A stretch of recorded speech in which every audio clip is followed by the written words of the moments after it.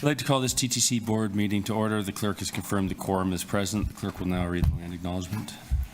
Thank you, Chair Burnside. We acknowledge the land we are meeting on is the traditional territory of many nations, including the Mississaugas of the Credit, the Anishinaabeg, the Chippewa, the Haudenosaunee, and the Wendat peoples, and is now home to many diverse First Nations, Inuit, and Métis peoples. We also acknowledge that Toronto is covered by Treaty 13 with the Mississaugas of the Credit. Thank you. Commissioners, do any of you wish to declare a conflict of interest in accordance with the Municipal Conflict of Interest Act?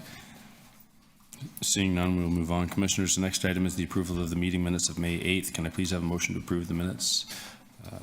Commissioner Moyes, thank you. All those in favor?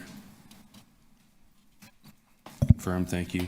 I would like to remind you that this is an open meeting. As we go through the agenda today, those of you participating remotely will be required to submit requests to ask questions and to speak on items to the clerk. Each member has 5 minutes for questions and to speak. If you wish to submit a motion on an item, please email your motion to the email address that you have been provided with. You have all been provided with appropriate contact information for technical troubleshooting, and staff also have each of your phone numbers should they need to contact you for technical reasons. We will take a brief recess around 1 p.m. for lunch. I'll now commence with a review of the order paper. The CEO's report for June 2023, I'll hold this item. Approved minutes of the Advisory Committee on Accessible Transit, ACAT, I will hold this item for presentation by ACAT Chair Anita Dressler. Item number 3, we have a speaker, so I'll hold it. Item number 4, we have a speaker, so I'll hold it. Item number 5, we have a speaker, so I'll hold it. Item number 6, SRT Replacement Transit Priority Measures Delegation of Authority. Can I have a motion to adopt this item? Commissioner Moyes, all those in favor? Carried. Item number 7, St. Clair West Station Fire Ventilation Upgrade Project. Can I have a motion to adopt this item? Commissioner Jagdeo, all those in favor? Thank you. Carried. Item number 8, Toronto York Spadina Subway Extension Litigation Status Update. Would anyone like to hold this?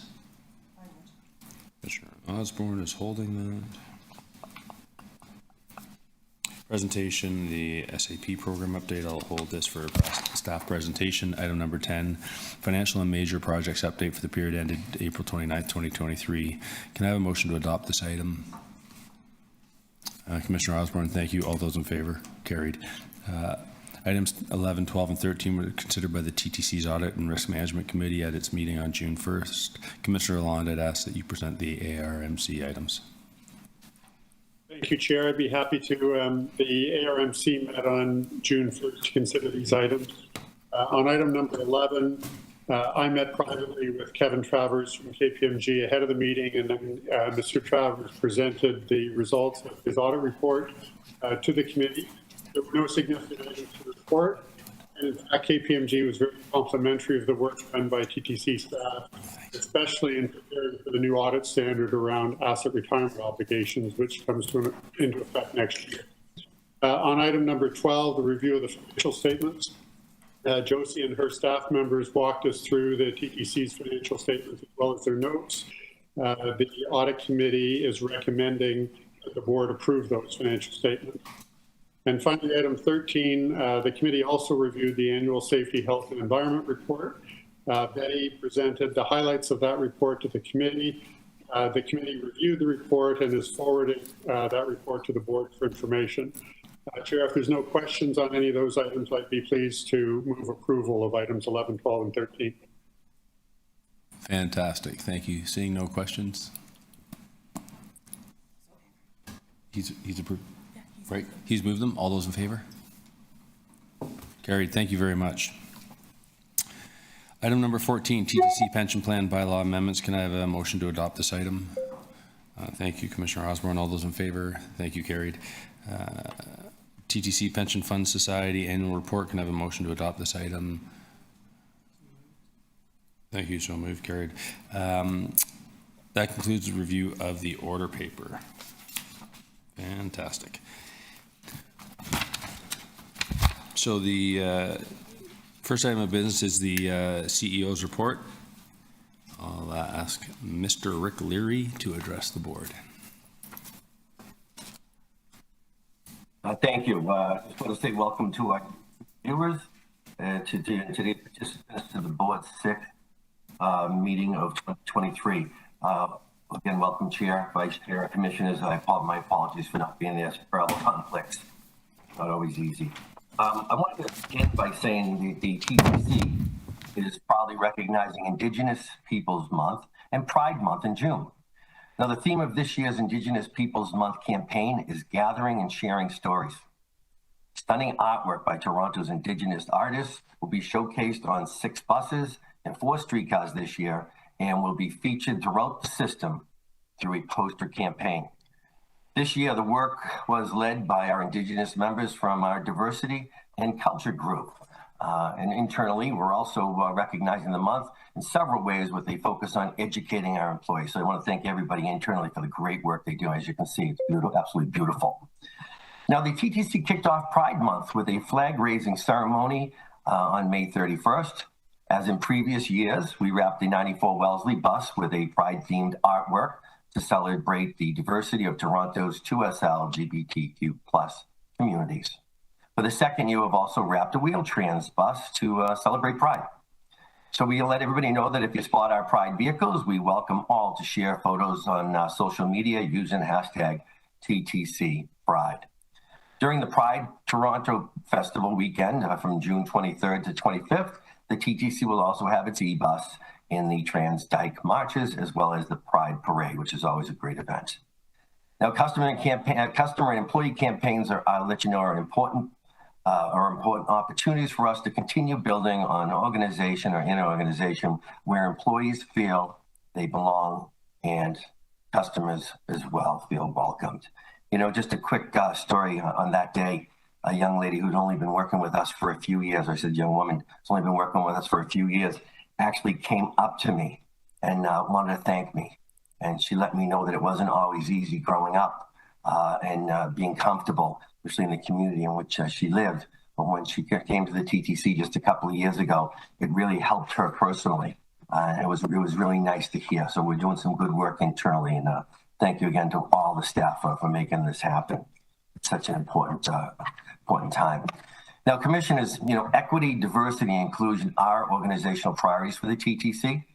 Today, we're proud to have before you for information, obviously, our Diversity and Culture 2022 annual report.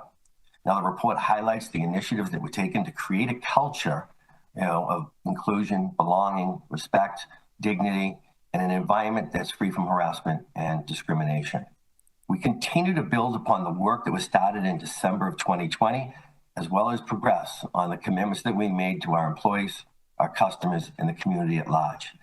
EDI in motion also identifies opportunities and next steps for continued work to building greater diversity, inclusion, equity, and belonging at the TTC. So I look forward to the discussions on, just look forward to this report.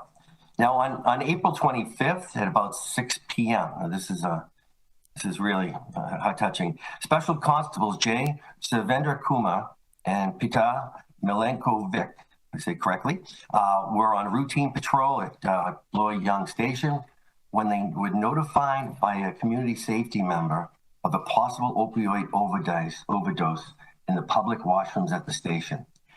The victim was slumped over in the washroom stall and was unresponsive. After many attempts to awake the victim, the special constables lowered the victim to the floor and administered the first dose of naloxone. There was no response. They immediately began compressions on the person, then administered a second naloxone dose, and then used the EAD, the automated external defibrillator device brought to them by another TTC employee. There was still no response. Tar and Jay continued compressions for approximately 6 minutes until being relieved by firefighters who arrived on the scene. Shortly after, EMS crews attended and provided additional care. And finally, vital signs returned and the patient was transported to the hospital. So, commissioners, I'd say if you could please join me in applauding Peter and Jay for applying their skills in training under the most extreme pressure, which helped save a person's life. And I would like to invite them up and say, they have to take a photo with the chair. So thank you. Appreciate the great work, folks. Great work.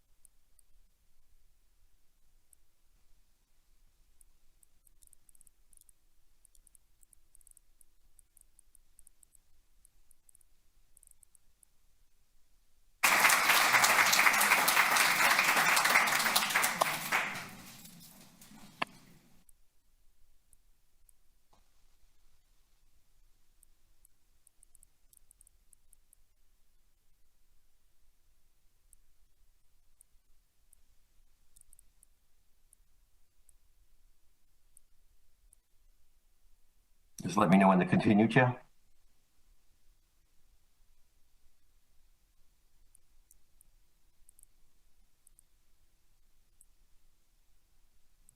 Thank you. Please proceed, Commissioner or CEO Leary.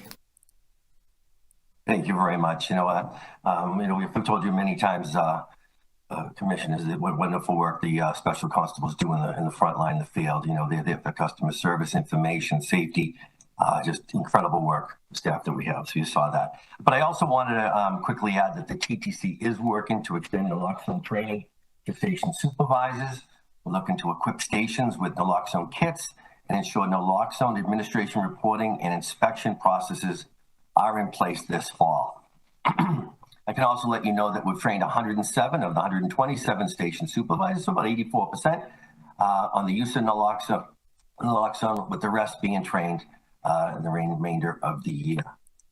Now, Commissioners, as you know, the Scarborough RT line is scheduled to be decommissioned before the end of the year. The last day of the SRT train service will be targeted for November 18th, and express buses are scheduled to start running the following day, November 19th. Kennedy Station will remain in service as an interchange station for subway trains and buses. And Scarborough Center Station will now become a bus terminal. So that leaves us with Lawrence East, Ellesmere, Midland, and McAllen stations that will be permanently shut down. Now, the closure of Line 3 SRT will require a very frequent bus replacement service for our customers until the opening of the Scarborough subway extension. The TTC will continue to inform riders of the Line 3 closure throughout the year, especially as the construction of transit priority measures begin. And a comprehensive communication plan is underway, and I'm going to let you know what some of those items are. We have an in-station signage and notices, both print and digital, system-wide coming. We have construction notices distributed to our customers, counselors, and residents in surrounding communities. We'll have paid newspaper ads, both in print and digital, as well as ads in the exterior of buses in Scarborough, billboards, and transit shelters. Ads in movie theaters and shopping malls, as well as windshield flyers. We're also having direct mailers, and advertisements will run in multiple languages: Cantonese, Mandarin, Tamil, Urdu, and Hindi. The TTC staff will also be engaged in community events to share details and answer questions one-on-one. There'll be public address announcements in the subway, as well as pop-up stations within the subway themselves. We have social media posts and e-alerts, and we're also going to wrap an SRT train. And lastly, we're going to have a dedicated project website, and it can be found at ttc.ca/line 3. Now, there's a report in front of you today that talks about moving along with the queue jump lanes and the signal priorities and the designated bus lanes. And this contract is to help us get the work done in preparation for November 19th. Now, Commissioners, I wanted to let you know quickly that in response to concerns that we've heard about navigating some subway stations, we are in the process of developing a new wayfinding strategy, which is scheduled to be delivered to the board this fall. And this will allow us to refresh and improve the signage in the way that it's more intuitive and customer friendly. So in short, we've updated some directional signage to ensure our customers can find their way in various exits. So we're always appreciative when we get, whether it's commissioners or customer feedback on better ways to improve our signage, but we look forward to that report. As well, you'll recall that last year, as part of our COVID-19 recovery efforts, we hired almost 100 post-secondary students to supplement our janitorial staff for a station's cleaning blitz. And that program proved to be incredibly successful and made a real difference for our customers. And as you've heard me say before, when it really comes to the perception of the TTC, it's the real little things that matter. And our customers tell us that if our vehicles and stations consistently look dirty, it leaves the impression as the TTC is not welcoming. And so that's a concern for all of us. So I'm pleased to tell you that we've brought the student janitorial campaign back this year, and it will be our intention to make it permanent going forward. Now, the program is overseen by Jamal Richardson and his team in the station services. They do great work. So thank you, Jamal, and pass it along to your team, please. And so far, the Blitz has hit seven stations, and another 19 are currently underway, with the aim of completing all stations at least once by September. And, we'll see that some of the busiest stations will get additional blitzes or pass-throughs by this team. And they're really doing the work they're doing. So we're making some amazing progress, and we're already hearing back from our customers that they're appreciative of the difference this initiative makes. So it's really nice. I'll also let you know that we're going to be promoting this program on social media channels, and we are arranging for local councilors to see the progress at stations in their ward. And what we're going to begin doing next month is put some in the hot topic section, just some updates on where we stand, what we're doing, and some pictures so you can see the progress as we move through the summer.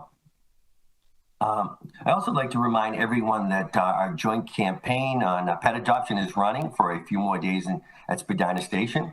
We teamed up with the Toronto Animal Services and Pet Value to promote the benefits of pet adoption.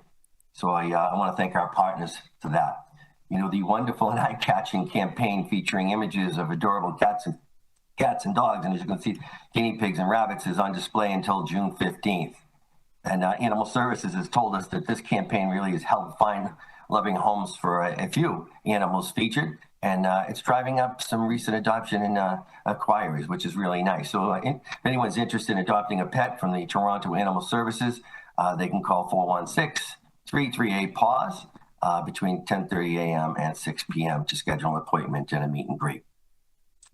Commissioners, I want to advise you and our customers about some significant service changes that we're going to be making starting June 18th. And as everyone is well aware, construction season is here. So what I'm going to do is I'm going to ask Lawrence Louie, our head of service planning, to give you a brief presentation on how we're going to manage service and make sure our customers are aware of the alternatives. So Lawrence, for the third time this year, if you could, I'd appreciate that. Great, thanks, Rick, and thank you to the board again for an opportunity to speak with you and provide you an update to what we recognize as a very challenging time for our customers and getting around the communities that we serve, but then also our operations right now in Toronto's East End. While construction impacts our services across the entire city, this year is particularly difficult east of Yonge Street and south of Line 2. This construction season includes many different critical infrastructure renewal projects that are coordinated between the TTC, City, and Toronto Water. But we are also layering on major expansion works, such as the start of Ontario Line construction, GO Rail expansion on the Lakeshore East Corridor, the Gardner East project, and the Portland's flood protection project. So we know that this is creating quite a bit of difficulty for people to get around. We work with our partners to coordinate and expedite these projects as much as we can, but we do recognize that we can do better than what we've done. We continue to work with the city's infrastructure coordination unit, and we have regular tables working with Metrolinx, and then we are seeking to improve our processes moving forward from a planning perspective. But that said, we've come short this past month. We hear that we need to adjust our service plans. We need to do a better job letting our customers and communities know about the changes and how to navigate them. And we will need to implement improvements on how we manage that service on the street. I will touch on some of these actions throughout our presentation today. This map on screen right now shows some of the largest construction projects impacting service in the East End this year. The closure of Queen and Yonge, continued sewer work and track renewal on Broadview Avenue and at Coxwell and Gerrard, as well as Main Street station work impact virtually every streetcar route serving the East End. The resulting traffic and travel time impacts have been difficult to predict, and we are adjusting where we can with extra demand responsive buses and adjustments to service on a day-to-day basis. At the same time, we're trying to keep the service consistent so that customers can become accustomed to the changes in the routes. In addition to these major projects, we've coordinated with extra work where we can. Overhead upgrades were completed on King Street and on Kingston Road earlier this year, and we completed repairs on the Queen DVP Bridge in the last couple of weeks, and we're currently doing track repairs on Gerrard Street and Queen Street East, taking advantage of the fact that we've removed the streetcar service. Speaking about our customer priorities and objectives, we've completed surveys through our annual service plan process to better understand what is important when we're planning for construction. Some of the key things that we've heard included having more frequent service on nearby and parallel streets so that customers, can spend less time on transit, even if it means that they have to travel further to a stop. relocating service from some stops on a route, even if it means having consistent routing throughout the construction period, and that customers are actually comfortable being detoured to a different subway station on the same subway line during the construction, as long as that were consistent. So this is consistent with our 2023 construction plan, though we know we probably could communicate this clearer in terms of how we have tried to create consistency between our construction phases, maximizing connections to the subway to avoid unnecessary transfers. But most importantly, we need to balance the number of buses we throw on construction routes against other system-wide priorities. From a service perspective, we'll be making adjustments through the rest of the summer as construction projects change and based on what we've heard from our customers and what we're learning as we operate the service. We'll continue to prioritize consistency in our service plans, but it is important to recognize that there are limitations in where buses and streetcars can run and that can have a major effect. 3 highlights that I'd like to touch on various routes starting June 18th include a launch of our a survey for our fall service plans, and then later this July we will be reinstating the 503 Kingston Road route as a bus, replacing the extra service we are currently operating on Queen Street East to the Financial District. Here's an overview of the service impact south of Line 2 on the East End starting on June 18th.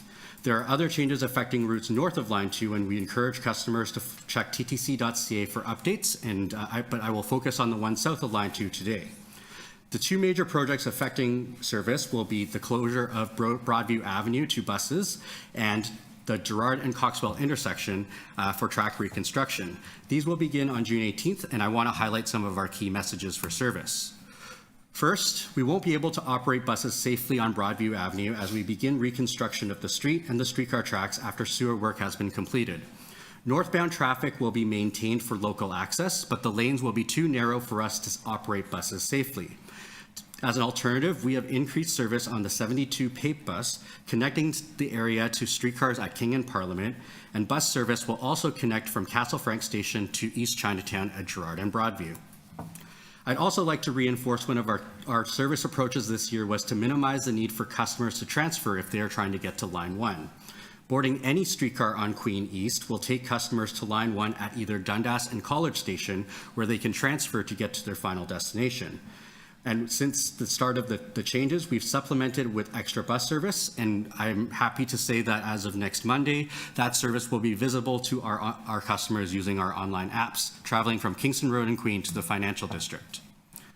Lastly, the intersection of Coxwell and Gerrard will be closed for a few weeks for the state of good repair work there, but we have added extra service and extended the 31 Greenwood bus from Coxwell Station to Queen and Kingston Road to fill in those gaps. I'm going to run through these maps quite quickly to show how service will change over the next several months. We know getting this information out in advance will help our customers plan their impacts. These will be posted on ttc.ca after this meeting, and we are looking at other approaches to provide this information moving forward. This map shows the service in July, which includes the restoration of streetcar service on Gerrard Street and the resumption of the 503 Kingston Road as bus.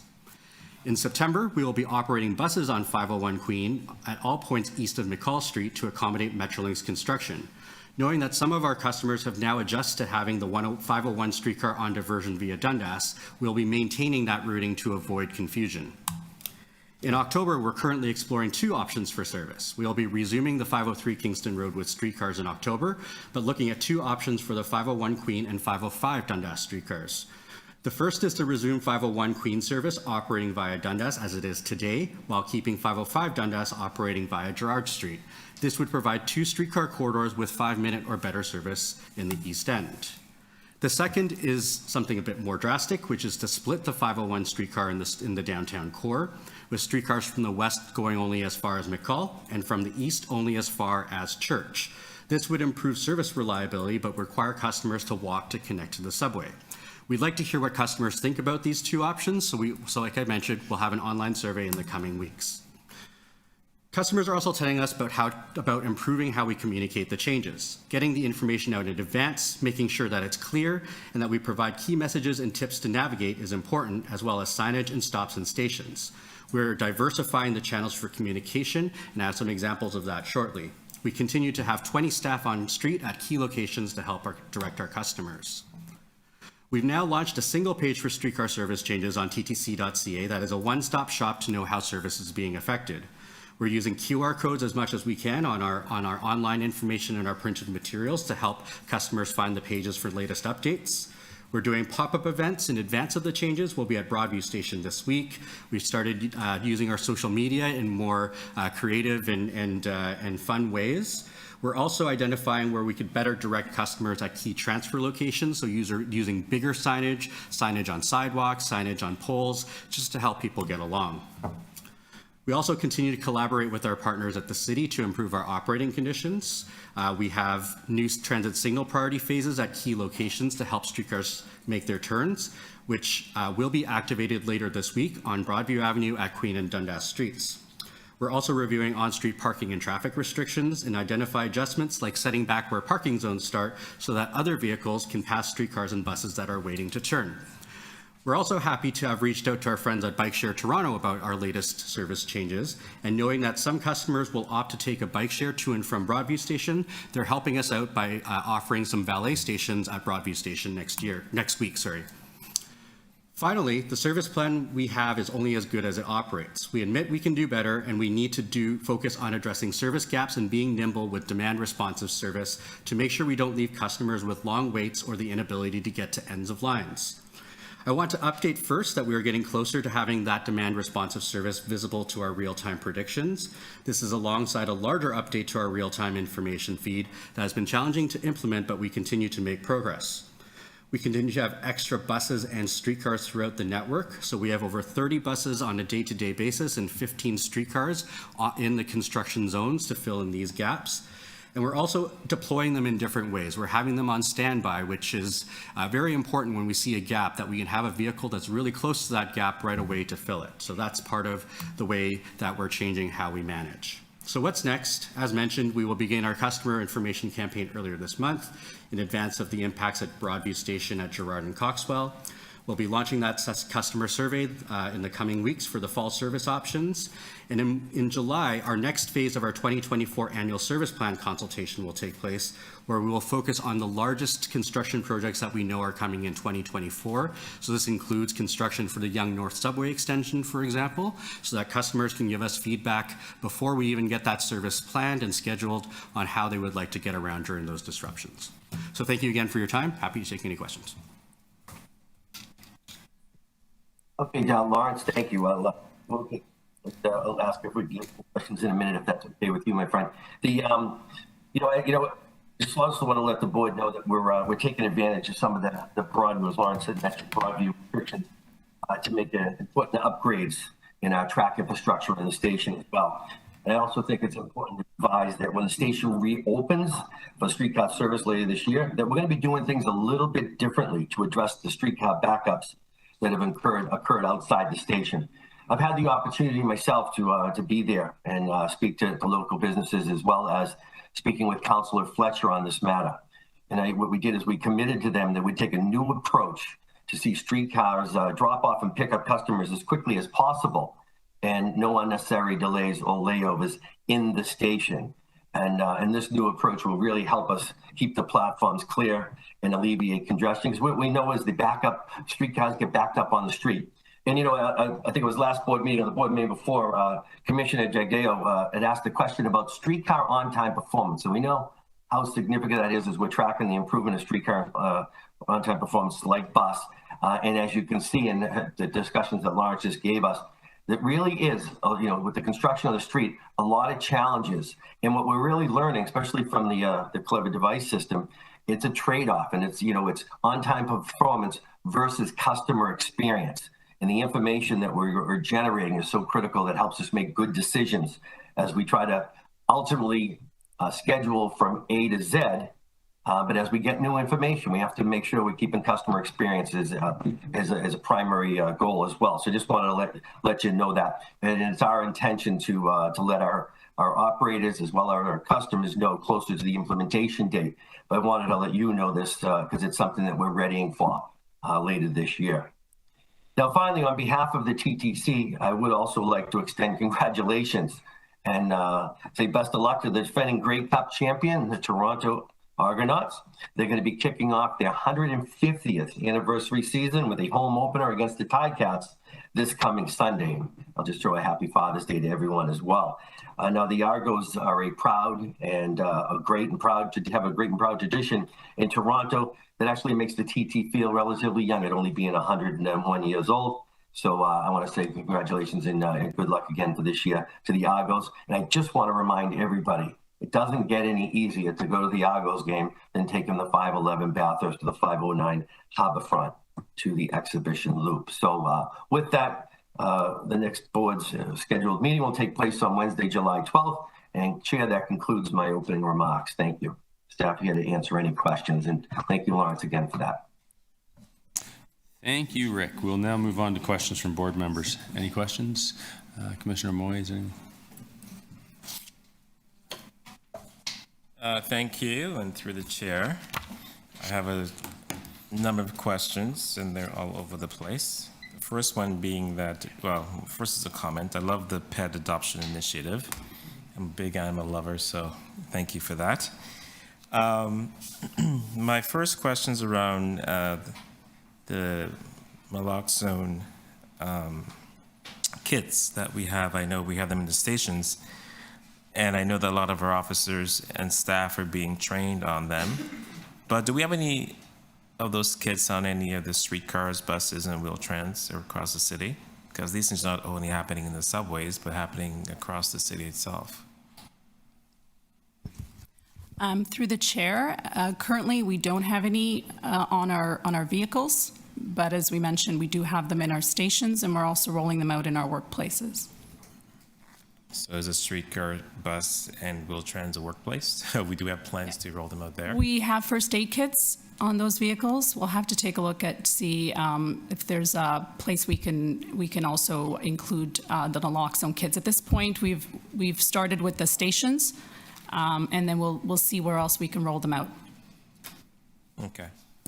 And perhaps you can follow up at some point with us, the board, as to, the initiatives around that, because I think it's an important piece to that. Will do. Because I've witnessed overdoses on the buses myself. My second question is about the presentation that you just gave. Sorry, I don't remember your name. Sorry? Lawrence, thank you. So there's a lot of moving pieces around routes and construction. And it's confusing not only for the residents of the city, but it's even more confusing for visitors that come to and visit our city. One of the things that has really taken hold lately is these QR codes that you just use your phone. Have we thought of maybe using that sort of thing? Through the chair, we are using QR codes increasingly on our stop notices when there's a disruption, so that if someone sees a notice, that there's usually a QR code. And now that we have a single page for all the streetcar disruptions, that would link to that page so that people can make sure they're looking at the most recent information. We're also looking at QR codes as a means for navigation as well. That's something that we've seen in a number of different agencies. And lastly, we're looking at the stop poles themselves and the markers that we have to using QR codes to help people either get real-time information or just to link to that page for most recent information. Okay. Commissioner, through the chair, we're also looking to geotag around stations for Wi-Fi. So if people come onto Wi-Fi, they'll be able to see what's happening in the station they're around. So we're hoping to have that up and going in the next few weeks. Okay, great. That's good to hear. All positive so far. And this question is for the CEO, Mr. Larry. So I heard in the news about a few weeks ago, and I support this initiative. I've said this throughout, and I've encouraged it. But I heard that there's going to be barriers at the Young Bloor station when it's being revitalized. I know in the last board meeting I attended here, I did say that it's important that commissioners be given information ahead of time so we can actually respond to these things when it happens. And I hear this in the evening news, and it does bother me that I hear it there. But perhaps you can comment on the barriers being proposed, and also to perhaps how it's going to be paid for. Because I don't think it's budgeted for currently based on the budget that we brought forth here, or City Council approved this past year. Through the chair, if I could. So yes, the discussion of platform edge doors has been a topic of discussion for a few years. And I'd let you know that our construction director is in the process of preparing a report that will be coming to the board later on this fall. That'll give you an overview of what it'll take and what the financial impacts will be for platform edge doors throughout the system, as well as the timing of how it could be implemented. As you can imagine, it's an extensive program that would take quite a few years. And what we've asked the capital construction group to do is, within the existing envelope of funding, make sure that we included platform edge doors in the first major renovation within the construction director at the TTC. We didn't want to wait for a report to come up that says what it was going to take when we have the program underway right now. So maybe if I can just ask Gary if he wouldn't mind giving you a little update on where we are with that design and in the process of moving forward and what we have. Yeah, through the chair on this one, as part of the progressive design build model we're going to, the platform edge doors have been are going to be added to the Line 1 platforms, and the infrastructure will be for the Line 2 platforms. The reason I'm saying just the infrastructure at this point in time is because we need ATC on Line 2 to activate them on Line 2 platforms. So that's within the budget of the current Bloor-Young project. So they're accommodated within there at this point in time. And as Rick said, we're coming back with a comprehensive update on platform edge doors to the board later on this year. Thank you. That's your last question. Commissioner De Laurentiis, I believe you had a question. Thank you, Chair. I want to come back to the point CEO made about equipment location, and so that we've got the equipment where they should be, but marrying that with customer service. And I think I read, and I was trying to find it, but I can't in the material, that we also have a way to track now the number of individuals that are occupying a bus or a streetcar and so on. So I just wanted to get just a little more flavor around that. So we're starting to collect data that tells us where the equipment is, what the customer traffic is. So we're marrying that together to make sure we're providing good customer service. Just perhaps just a little more flavor around that, because that's it strikes me that that's a pretty exciting development. And I just want to understand that better. So I'm not sure who I'm putting the question to, but perhaps the CEO could start, and then we could have a little more information from those in charge. Thank you. Through the chair. Yeah, as we know, that the more information that we get and the data we collect, and as we do analytics, it gives us better information for making decisions. And Broadview is a clear example of that, following having discussions with the councillor as well as in the community, and hearing back from our customers about some delays that occur. And as I have always talked about and focused on the improvement of service as an on-time performance, 9 out of 10 vehicles leaving at the ends on time, and the importance of tracking what it takes from a time frame to get to A to Z. We are learning that there are issues at locations, recognizing they're confined locations. And as much as we try to work to make sure we provide a real good quality service, as we learn, we have to audible. And one of the things that we learned through Councillor Fletcher was, we were having a few streetcars backing up on the street. So it gives us the ability to know we have to change some timing points and also change the way we do business. And it's going to be the trade-off on on-time performance initially, and it could take a while, but on-time performance and customer experience, because it's key to get people into the station so they can get out and get into the subway first thing in the morning, as opposed to waiting 2 or 3 minutes on the street. So just to hit a target would negatively impact the customer experience, and we're more important about our customers than we are hitting the target. So I'll throw it over to Lawrence, because you have a lot of experience in this, sir, if you wouldn't mind. So through the chair, as Rick was just saying, yeah, like we know that from a construction perspective, that on-time performance is very hard to maintain, especially with all the changes of in terms of day-to-day conditions. So that's what we're using demand responsive service for.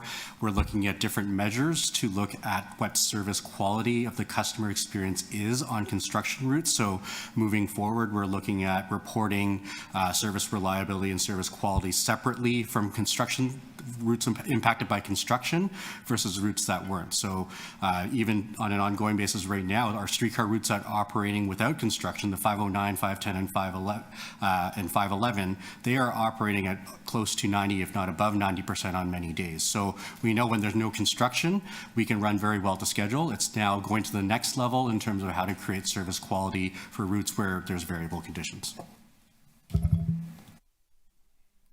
Thank you. Thank you. Yep. You done? Thank you. Any more questions? Seeing none, any speakers? Sorry, just one question. Sure. That's okay. If you could humor me. I'll do my best. Thank you. Through the chair, and I suppose this question is to either Angela or to Betty, but just had some inquiries around safety and security, and specifically around offenses against customers.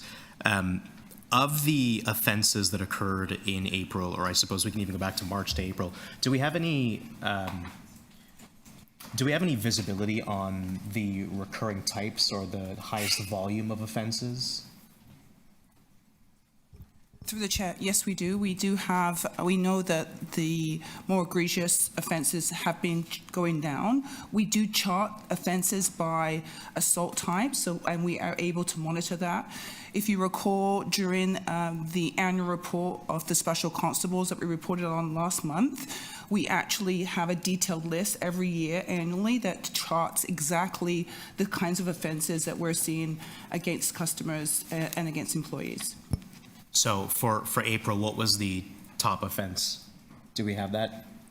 And maybe this requires a follow-up offline. We can do that certainly. Through the chair, I can follow up and give you the actual details. Yeah, that would be terrific. I'm Yes. curious about learning more about, of the assaults, like, or of the issues or the egregious issues. How many are robberies? How many are assaults? Like what, and how does that play into our strategy around these initiatives and what we're doing to combat them? So that's. We do when we look at all the offences, we chart them on a daily basis, and we use that to provide an agile response so that the special constables teams can go directly to where we've identified hotspots, and we work with the Toronto Police Services also to ensure that we're responding to where we're seeing there are problem areas. So I can provide you the actual stats in terms of the top 10 offences that happened in April. For sure. Terrific. Thank you. Yield my time. Thank you, Commissioner Holliday. Thank you, Chair. It's just a question about customer experience and some of the indicators, and I just wondered where the board might anticipate the trajectory over time. So the overall trajectory, at least over the last couple of months, is that customer satisfaction has been stable, but it seems a bit lower with the exception of the beginning of the year. Proud of the TTC is definitely diminished. And the last piece is the Net Promoter Score, where we've seen a little bit of an uptick in April. I guess my question gets to the following. It feels like congestion in Toronto on the surface, not just related to the TTC, but just moving about in the city, seems to be at an all-time high since a long time, since maybe before the pandemic. And I don't have any data, it's just life experience. It just seems that way, and I've heard it from others. We've also had some pretty rough weather days where it's really hot or it's extreme, and we've had some fairly significant incidents with service disruption. But that's juxtaposed that we're entering summer season where the ridership comes down a little bit and it's a little bit more comfortable during the rush hour to ride the TTC. But do we have any thoughts about where we're headed on these trends? Because some of them are really concerning. And, I just wonder if something the board can do to take action on that. But do we feel that we're maybe heading into a more stable period? I just love, and maybe it's a bit of crystal balling, but I'd love to hear staff's thoughts on this.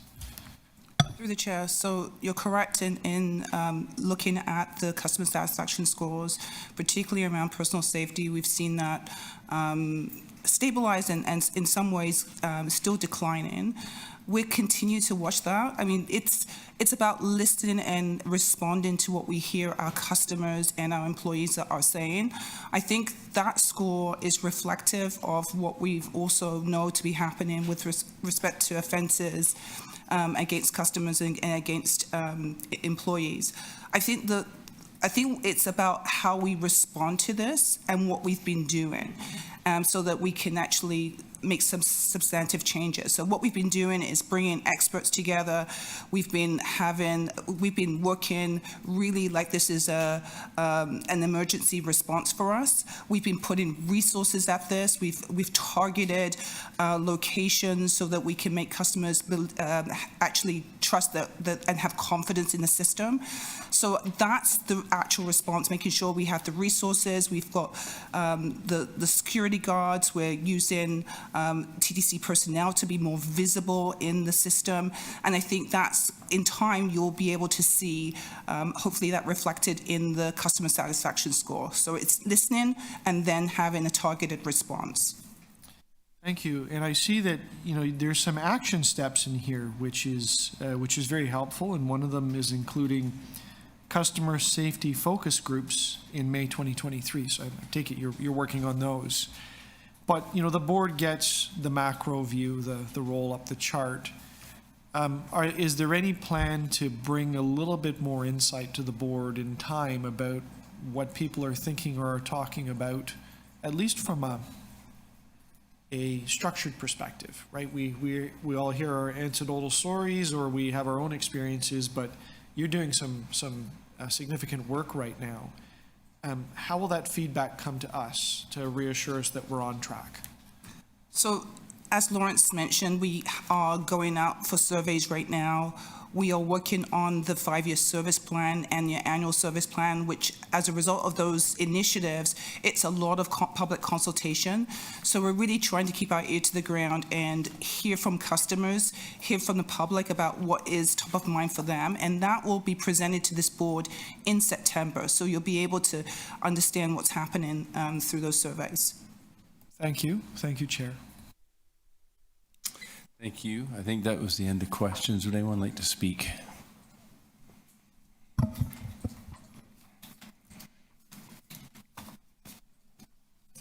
No one online? No. Okay, seeing no speakers, can I have a motion to receive the CEO's report? Commissioner Holiday, thank you. All those in favor? That carries. Thank you.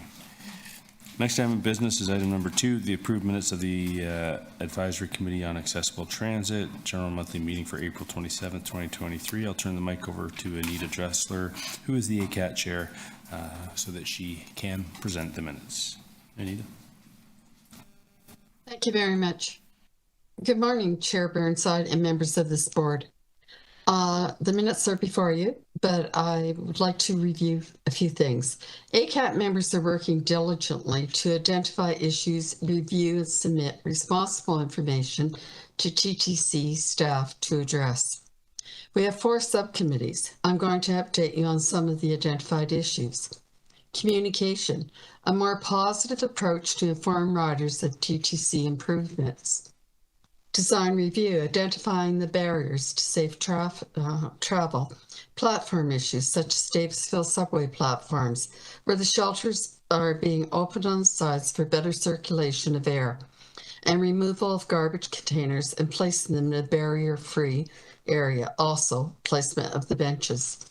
On the Crosstown Eglinton platform, identifying possible barriers and platform restrictions which could create accessibility issues in the future. Service planning, fire safety evacuations, including safe location on platform for those needing extra assistance.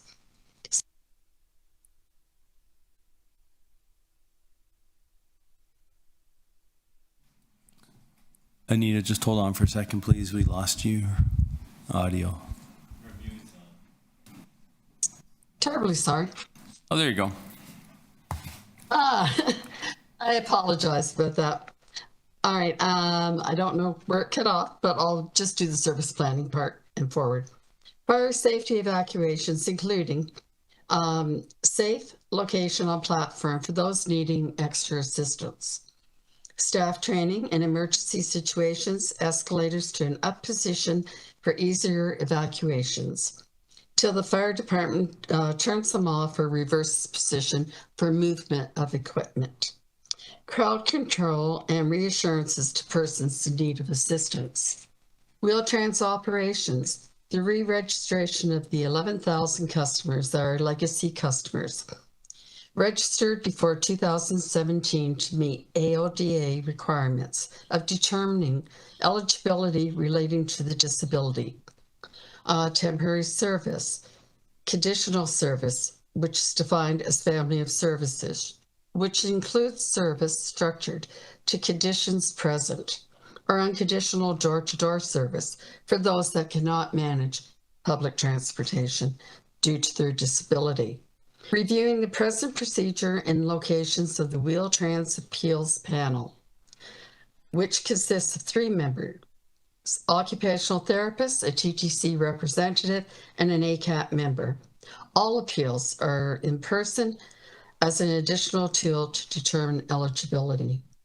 The Presto issues not being able to double tap to support workers or families who have to have numerous cards and downloads to travel, whereas one card should be able to be used for all to enter. Seniors wanting to pay the fare, friends or family, and have to go and obtain coin to pay their fares. Also a concern with the number of Presto readers not operating and concerns that there might be a loss of revenue to the TTC. This issue has recently been brought to TTC staff and is being looked into. Our members will continue to work responsibly, diligently, and collaborate with TTC staff to improve the system on a constant basis. I thank you for the opportunity to update the board. Thank you, Anita. It's Joanne you're hearing. I'm just moved into the, hi, how are you? Do we have any questions for our chair?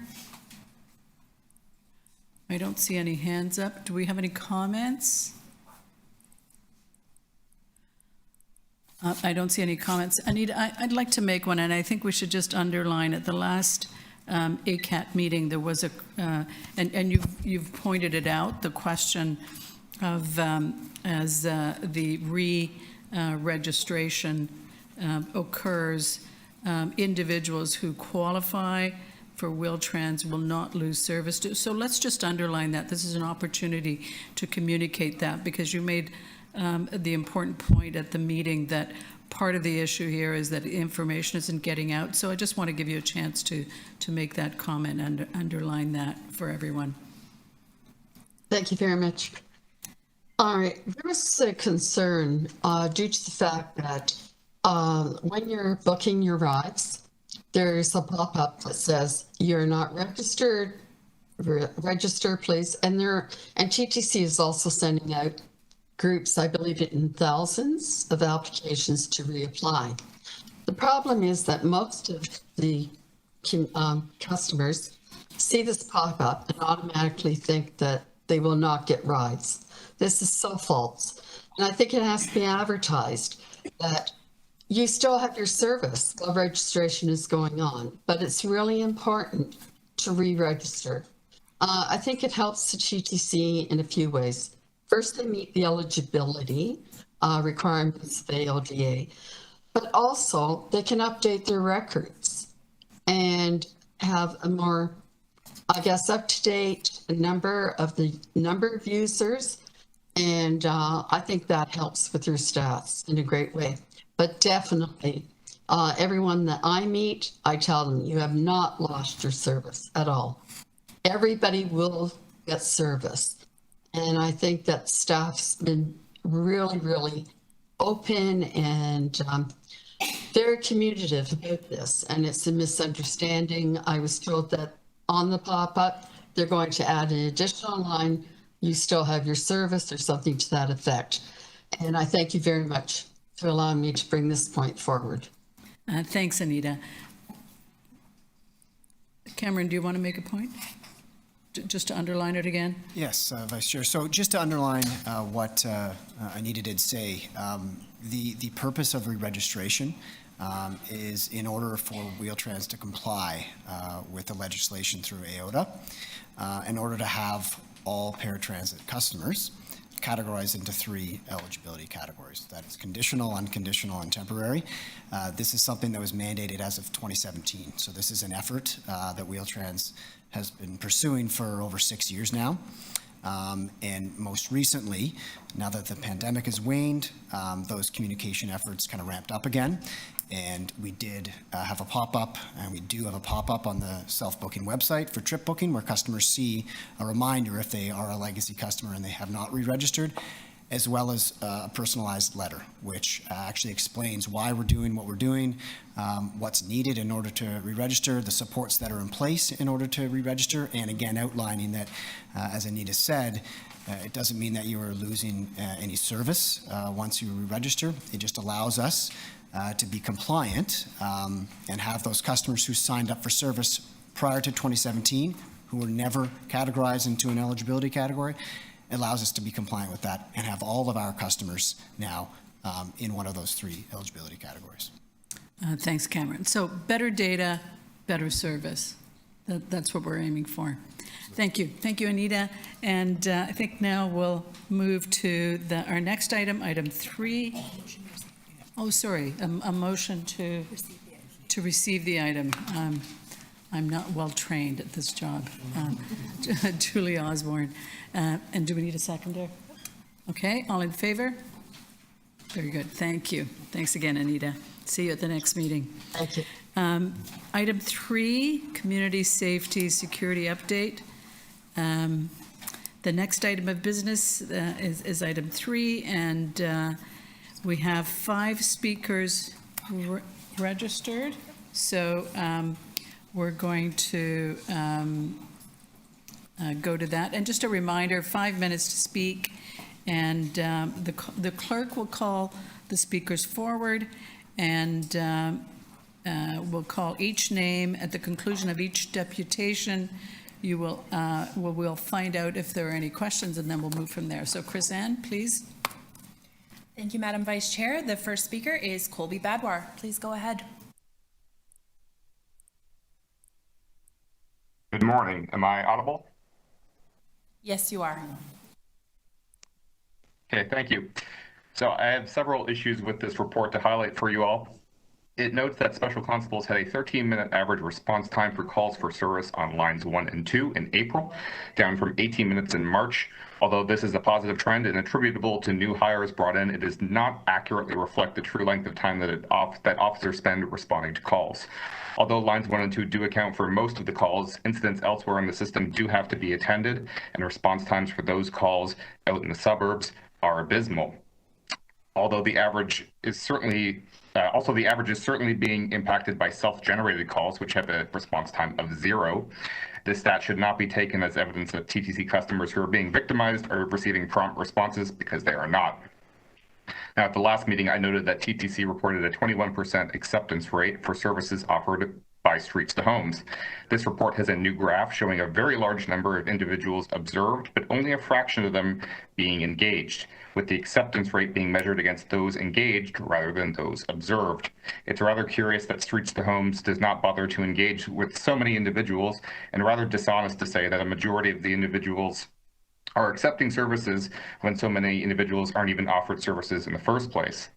I will reiterate that the TTC would be getting better use out of their $1 million spent on this program by hiring another 10 special constables. If the city thinks that Streets to Homes outreach on the TTC is a worthwhile endeavor, then they can pay for it through the existing STH budget. This report also notes that 4 American transit agencies, curious that we didn't look at any Canadian cities, were engaged to gather information about how they are responding to security issues. They were New York City, DC Metro, Bay Area Rapid Transit, and SEPTA. It claims that these agencies are, quote, shifting away from strict law enforcement to a model that incorporates social services, end quote. This is highly misleading. The NYPD Transit Bureau has several thousand officers, and Mayor Adams was elected on a promise to surge additional officers onto the system, which has produced some modest success. You should recall from my previous presentation that DC Metro has 24 times as many officers as we do, and SEPTA has 12 times as many. Neither are slashing their departments. The addition of social supports is great when you already have a well-resourced department that is empowered to enforce the law. That is precisely what the TTC is lacking, though. As for the Bay Area, they are a case study in what policies government should not implement. Crime in San Francisco is so bad that even millionaire tech CEOs are murdered in random knife attacks. Councillor Moyes, in a recent update on Allen Gardens, you stated that, quote, "Our exhaustive efforts now conclude me to believe that we are wasting city resources on prolonged and ineffective engagement. It is time to enforce our bylaws and make it a safe destination once again," end quote.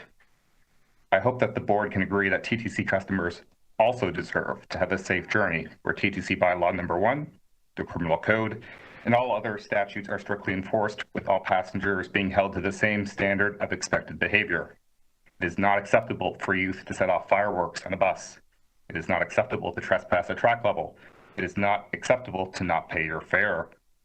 Community safety ambassadors, streets to homes, Loft, MDOT, and the useless security guards, keep it all if you must, but even with the recent reductions in violence, offenses against customers are still nearly triple what they were when Andy Byford was CEO.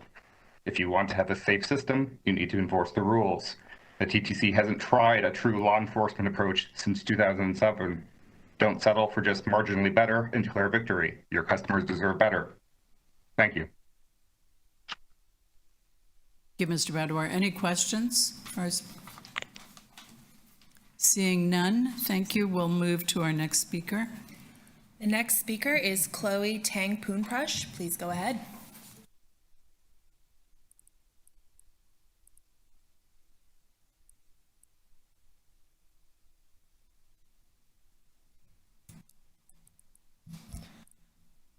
Hello, members of the board and everyone gathered here today. My name is Chloe Tang Pongprash. I'm a community planner and volunteer with the transit advocacy group TTC Riders.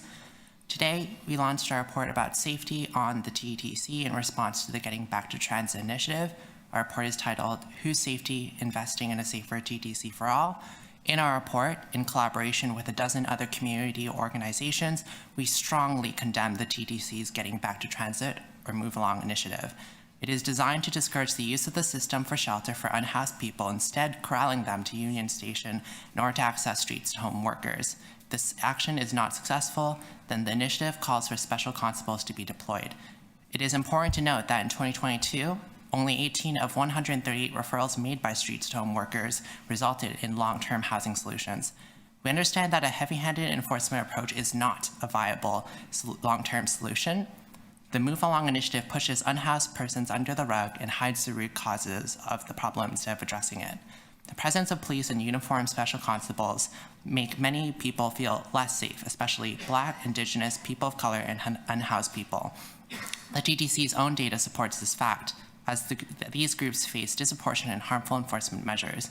According to this report, security guards are able to de-escalate situations without referring to transit control 72% of the time, and community safety ambassadors 97% of the time, showing that a non-police approach to crisis response is safe and more effective. Recent initiatives made by the TTC in recent months are haphazard and are not made in concrete evidence. They do not directly correlate to increasing safety on the TTC, as we know that rates of violent incidents and offenses against customers were trending downwards before the introduction of an increased enforcement presence. We looked into non-police crisis response initiatives from transit agencies of cities across North America.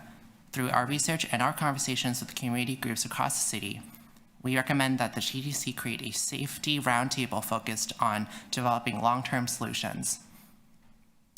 This roundtable should include transit users, transit workers, people with disabilities, unhoused people, youth, Black, Indigenous, and racialized people, women, non-binary people, 2S LGBTQIA+ people, and drug users. A long-term safety plan must also implement harm reduction, trauma-informed, and placemaking approaches. As well, our recommendations are as follows: a non-police response to crisis on the TTC, a fully funded and supported TTC, which includes expanded cell service, ending fare enforcement, and installing platform screen doors, better housing support so that people are allowed to use the TTC, but not forced to use the TTC as shelter. Housing support means, instead of violently displacing unhoused people, Toronto's next mayor must keep shelter hotels open, expand non-congregate shelter spaces, pass a moratorium on encampment evictions, and collaborate with all levels of government to increase funding for affordable and safe rent-geared-to-income housing. We need our leaders to connect the dots and initiate a care-based approach. Any questions? Thank you, Chloe. Any questions for our speaker? Seeing none, thank you very much. Thank you. Good points made there. Our next speaker, Chrisanne. Thank you. Our next speaker is Fatima Hussein.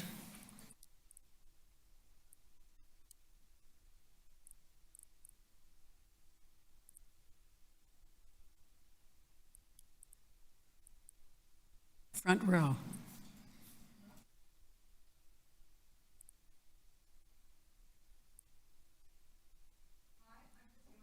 Member of the Encampment Support Network, Parkdale.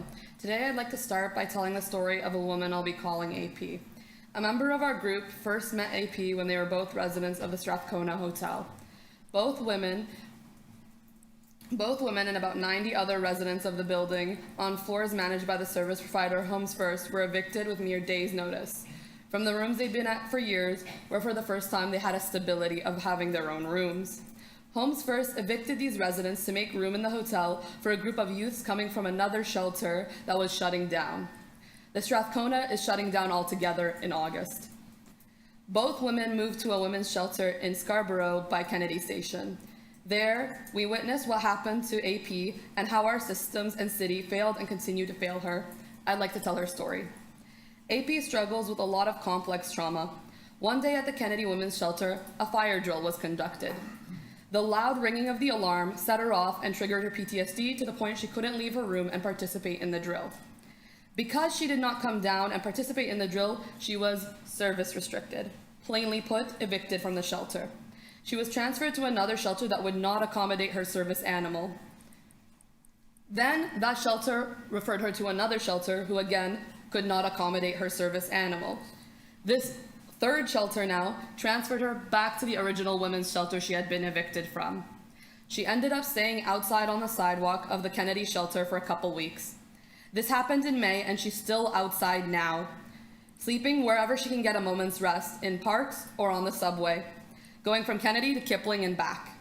She's tried calling Central Intake to get back to a shelter bed with no luck because there are simply no shelter beds available that can accommodate her. No one should be so desperate to find somewhere to sleep that they have to use our transit system as a place of refuge. If Toronto's shelters are operating at 99% capacity by their own metrics, if shelter hotels are continuing to close, decreasing any available capacity further, and with our subsidized housing list, with our availability of subsidized housing rapidly shrinking, we will only be seeing more and more people with nowhere else to go. Yet, our city is not responding to this housing crisis directly and effectively. Instead, we are seeing increased policing and further criminalization of the very unhoused people our city is failing. Not only does this reaction lack compassion, it lacks sound reason. Using police to respond to this issue only serves the goal of brutalizing, criminalizing, and punishing unhoused people for the ways our city has failed them. Rather than bloating police budgets, we must rationally look at and address the root issue, that people in our city have nowhere else to go. Another solution I see being suggested is some forms of mental health trained support staff or mobile crisis teams sent through the TTC. I think it's commonly accepted that a lot of people struggle with mental health, and a lot of unhoused people struggle with mental health issues. Something that I think is often looked over as well is how traumatizing the experience of becoming unhoused is in and of itself. I ask you to think of yourself, and I think of myself, and I know that I am often one paycheck away from eviction, and I know how devastating that would be to my mental health. I sit in front of you today, capable, but I know if that happened to me, that would be a different story. I want to, again, come back to AP's story here. One of the many nights she spent sleeping rough ended with her distraught in a park. Someone must have noticed her and called the crisis team, thankfully rather than the police, but still the crisis team arrived and they couldn't really help her. They took her to Tim Hortons and gave her a $10 gift card. I'm not kidding. We have to ask what a crisis team or even housing-specific teams like Streets to Homes, who do great work, can do or offer someone when our city has nothing to offer people. We constantly see attempts to make homelessness synonymous with violence. Homelessness itself was actually initially listed as a reportable safety concern on the TTC app. This was corrected, but it points to the kind of rhetoric that remains to be prevalent. The reality is unhoused people are actually much more likely to be the victims of violence rather than the other way around. Being unhoused doesn't make someone more prone to violence, neither does mental illness. These conflations have devastating consequences. In May, in New York City, on their transit system, I think a lot of people have been talking about other transit systems, so let's look to another city. In New York City, in May, a crowd watched on while a white vigilante murdered Jordan Neely after he was yelling about how hungry and desperate he was. Concern over safety on transit remains a hot talking point, but I have to ask, safety for who? The idea of safety has become a way to divide people into good and bad transit users. Safety has become the justification for increasingly bloated police budgets. Concerns about safety have become a way to deny unhoused people access to the city they live in. First, we deny them access to safe shelter, then we deny them the humanity to be seen in public spaces. How do we decide if an unhoused person using transit is, for example, sheltering there or simply existing in our city? Anita, sorry, you're over your 5 minutes. Okay. Can you conclude, please? Yeah. We know what actually keeps people safe. We already know how to effectively address mental health issues with housing, community, and the freedom to move through public life without fear of violence or harassment. We need to move beyond divisive rhetoric that doesn't offer any long-term solutions. What we need to do, what will actually be effective, is investing in getting people into long-term affordable housing. That means rent geared to income and subsidized housing, creating safe and suitable shelter options. That means not shutting down our shelter hotel program and further decreasing capacity. Fatima, thank you. We're going to have to. Moratorium on encampment evictions. We're going to have to leave it there. And apologies, I called you Anita. That's fine. Thank you, Fatima. Yeah. Any questions of our speaker? Thank you again. Next speaker, Chris Ann. Our next speaker is Anne Marie Comer. Okay. Okay, thank you, Fatima. The last speaker on this item is Butterfly Gopal.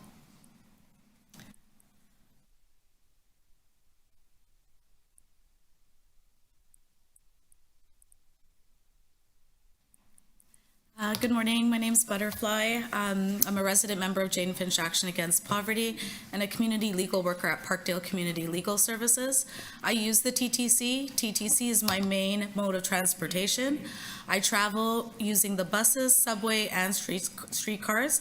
I am a customer of TTC. I travel most days from the northwest part of the city to Parkdale.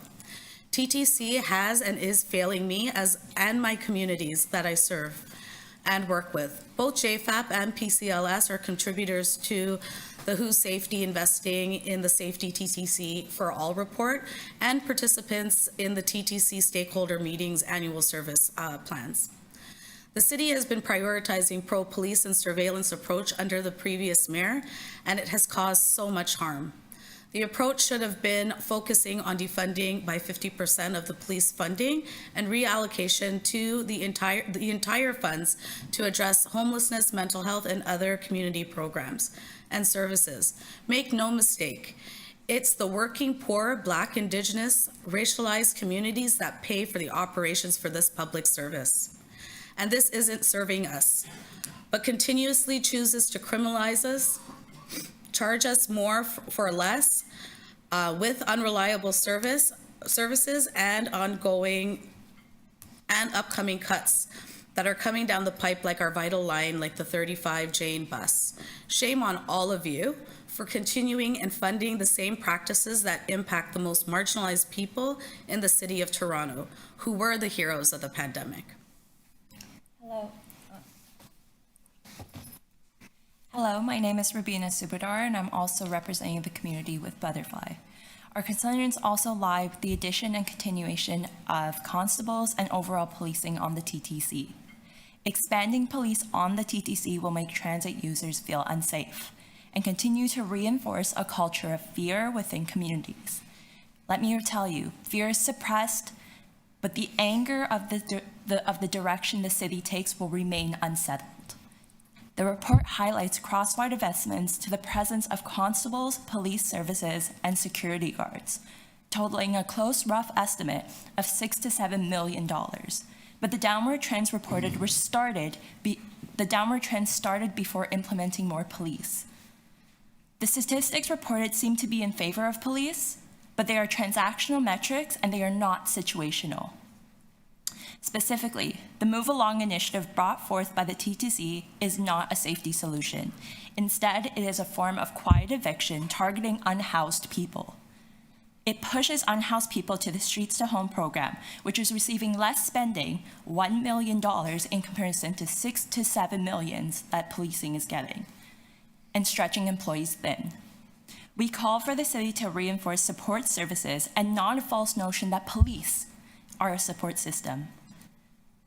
We call for the initiative and the like to be rethought, discarded, and built into a new supportive strategy for communities.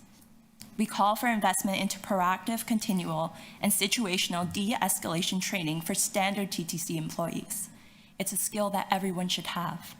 And finally, we call for safety roundtables that engage community groups, organizations, and experts.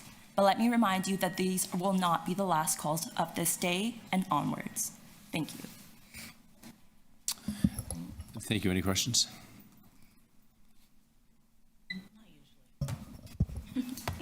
Thank you very much. So just for the record, I did meet with TTC staff, a number of them, approximately 15 to 20. We had an hour-and-a-half meeting so that I could get a better handle on their experiences. And, you know, I will say I was pleasantly surprised on the one hand at just how dedicated they are to the service and the city. That really shone through, but I was very disappointed in the level of abuse they take, threats, physical violence, being spat upon, and definitely it's an issue that we are taking very seriously, and it was an eye-opening experience for me. I also asked staff to set up, and thank you, Natalie, primarily, although there were others, to set up focus groups. We did 3 focus groups across the city with just women, primarily. I wanted to understand their experience on the system and how they felt and what ideas they might have. And that was eye-opening as well, very valuable, and I'm happy to share that with members at any point. But just wanted to let you know that certainly this board, the dedicated TTC employees, and myself as chair do take everyone's safety on the system very seriously. Now, I'd like to ask Betty Hazarjayan to introduce the item before us, and I believe Denise Campbell will be walking the board through the new dashboard. Okay, thank you, Chair. Good morning, Commissioners. The report before you provides an overview of insights from the analysis of key metrics, findings from the assessment of current resources, and recommendations about continuing current actions regarding community safety on the TTC. The report also includes an update on the progress of initiatives to improve community safety and increase support for persons experiencing homelessness as well as individuals with complex needs. In addition, it speaks to the next steps in TTC's planning process. I would like to point out that the data in this report is up to the end of April. We have just received more current data to the end of May, which is now available on the public-facing Transit Community Dashboard, which is on the City of Toronto website.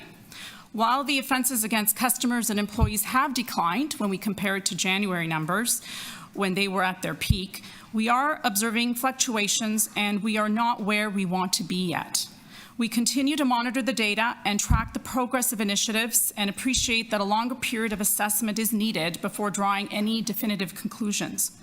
This is why our work to make lasting improvements must continue. Based on our assessment, we've decided to continue our current resources supporting community safety, as well as advance our implementation of the Getting Back to Transit Move Along initiative, which is focused on connecting individuals to the right supports in the right place, as well as discouraging individuals from sheltering on the TTC. These efforts support TTC's objectives to increase community safety throughout the TTC network, provide resources to support persons with complex needs and individuals experiencing homelessness, and ensure that the TTC and our partners are using a compassionate, people-first approach that aligns with TTC's values of inclusion as well as dignity and respect. The next update to the board will occur in the fall of 2023 in advance of our 2024 operating budget submission, and we will provide updates on ongoing initiatives, outcomes from continued frontline presence in the transit system, and the progress of established forums focused on community safety and security. We continue to work with our city partners at the interdivisional table that we established back in January. This table supports the joint community safety interests and allows for enhanced cross-divisional communications, as well as sharing of best practices and lessons learned for all involved. At this point, I would like to turn it over to Denise Campbell, sitting on my left, Executive Director of the City of Toronto's Social Development, Finance and Administration Division, to say a few words on the collaborative work underway to advance the city's SafeTO plan. Denise? Thanks, Betty. Chair Burnside, I won't be actually physically showing the database, but I would like to say that, or the dashboard, sorry, but I would like to say to Betty's point that as of today, the dashboard, which is a collaboration between the TTC, Toronto Police Service, Shelter Support and Housing Administration, and our partners at Loft Community Services and the MDOT program, and Social Development Division. We have collaborated to create a community safety and well-being dashboard as a spot to be able to demonstrate publicly how the partnership and the multi-sector responses between all those agencies are working together to try to advance both community safety but also well-being on the transit system. The dashboard can be found at toronto.ca/transit data. This is version 1.0, and we are rapidly working on the next iteration, which I think will be even more user-friendly, to release in July. I came and had the opportunity to hear your discussions in March of this year, and one of the things that I shared at the time was that the TTC coming together with multiple city divisions, as well as TPS, and certainly working with community agencies, is part of the approach that we're trying to take under SafeTO, Toronto's 10-year community safety and well-being. And just to reiterate, and I think speaks to some of the issues we heard through the speakers on this item, is that through this community safety and well-being plan, which is mandated by to all Ontario municipalities from the provincial government to have one, the emphasis there is around moving from a reactive approach that centers enforcement to putting enforcement alongside things like social development, prevention, and intervention initiatives, and working across systems and joining up systems in order to take the best approach to try to achieve both safety and the well-being of Torontonians. So in January, we started a partnership with the TTC. This is the approach that we are trying to advance together, and certainly some of the directions from both TTC's leadership as well as City Council is about how we continue to work together across all those partners to center the well-being of people and deepen the work that we do together. So that is the approach that we'll continue to take and be able to update you as we make progress.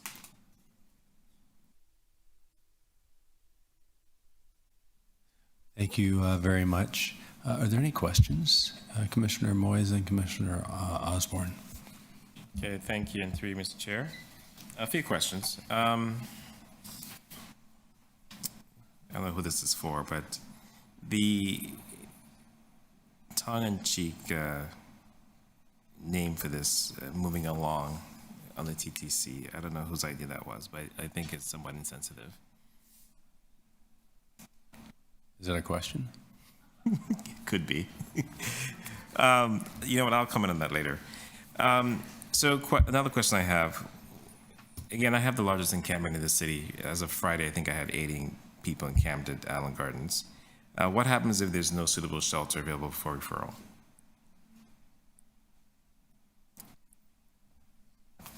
To the city? We're not in 3, right? Yeah, but I don't answer the questions. Okay, well, I'm going based on the report, so. Hi, everyone. I'm Cassandra, and I'm the manager of Streets to Homes, so I'll take that question. When our teams attend Allen Gardens or attend any site, including on the TTC, we really engage with folks, and they let us know their options to go inside. So what we do, if there's not a particular option available for a client that wishes, for some people noted hotel programs, if somebody is looking for that option and there's not one available in the moment, we return to that client when we engage with our leaders at SSHA, and they allot some spaces in the shelter system, including in hotel programs and shared accommodation, for our work with Allen Gardens. So nobody is forced when Streets to Homes engages on site. We really just work with folks in terms of what they want. Some folks don't want hotels, some folks don't want shelter, they want housing. But my specific question, though, is that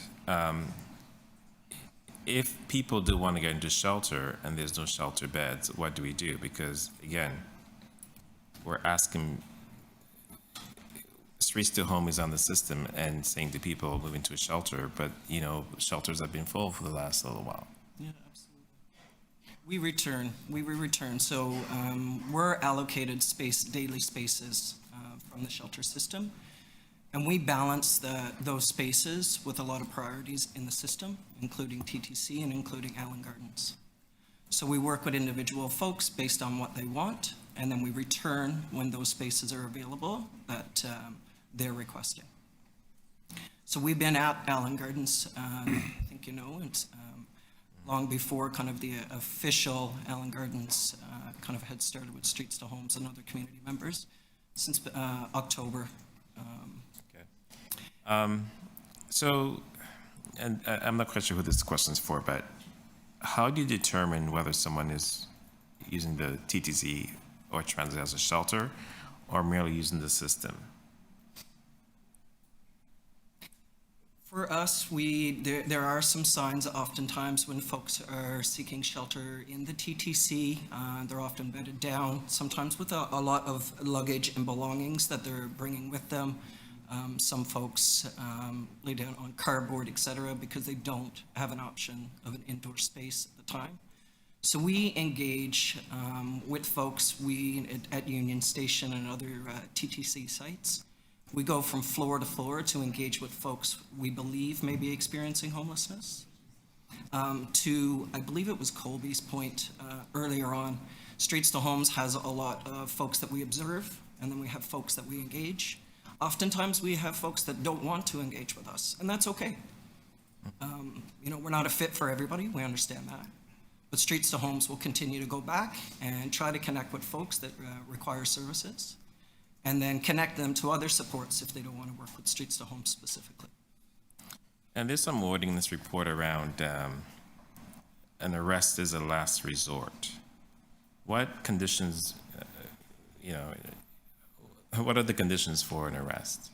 Like what determines if someone be arrested or not? If they refuse to get out of the system, or is it would be a violent act? Like, what does last resort mean exactly? Through the chair, I can answer that question. We've not arrested anyone with respect to this initiative since we started it. I can refer to my colleague, Nicole Ellos, who's our head of special constables, with respect to the conditions which we undertake arrests, but we have not done any arrests as it relates to people seeking shelter in the transit system. Thank you. That was your last question. Any other questions? Commissioner Osborne, thank you. Yes, thank you. I feel like anecdotally that the distress around the safety on the TTC, the kind of panic level has gone down, and it looks like the numbers are starting to show that as well. I was also very interested in seeing the posting of actual numbers on the city website. I think that's a very good initiative because people will be armed with the facts and the data. I'm just curious, you know how people will say sometimes that you have as good a chance of X happening to you as you do getting struck by lightning? And I'm wondering if we have any context for these numbers, if you know, just so that people can understand what is the risk here on some of these things that, you know, because it sounds like we're now sitting at 2.5 per million boardings. Do we have context for that so that people can understand what that actually means? Because some of the anxiety that our customers had was the kind of random nature. And it seemed like they were frequent, but actually the numbers did not bear that out as much as I think the public saw it. Anyway, so that was just my question, some context for those numbers. Through the chair, I think the best context is, as Commissioner, as what you identified, we look at it per million board-ins. So when you look at the rate, you know, on average right now we're looking at 2.3 million board-ins per day. It is, you know, in that context, you know, the likelihood is very low. I think what we've talked about in this report is that we're measuring ourselves against ourselves, and we recognize we're not where we want to be or where our customers want us to be. So I think we're holding ourselves to a higher standard than just the context of the likelihood of this happening. I'd like to ask a follow-up. Do we also have any context with our situation compared to other major transit operators on this stuff?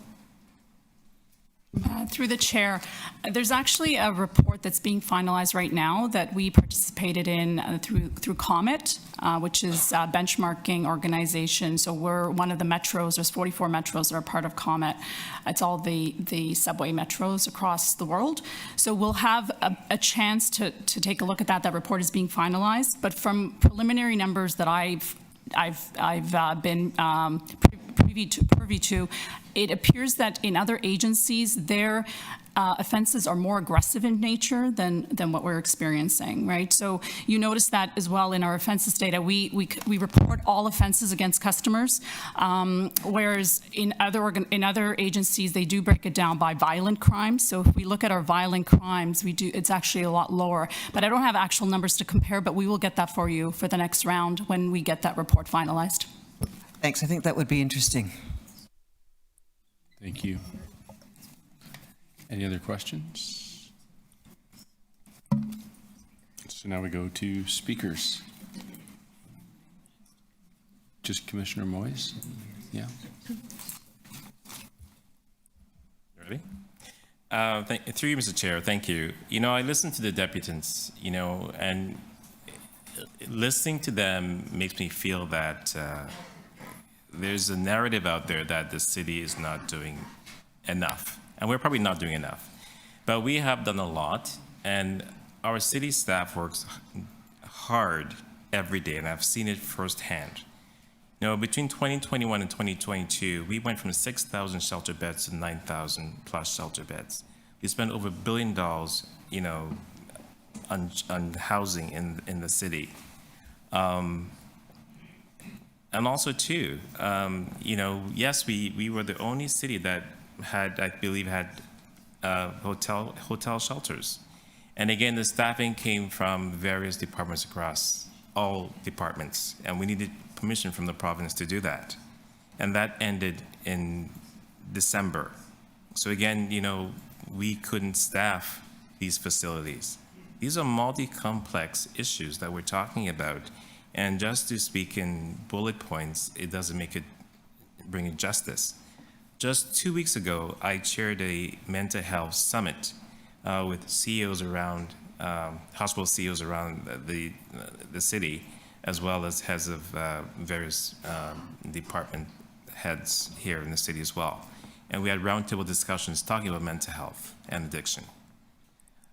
So again, we are doing a lot on a daily basis. I talk about this constantly in all the chairs I sit on in this city, be it public health, economic development, TTC that I'm here today, and budget. I sit on all these committees, and we talk about it continuously. So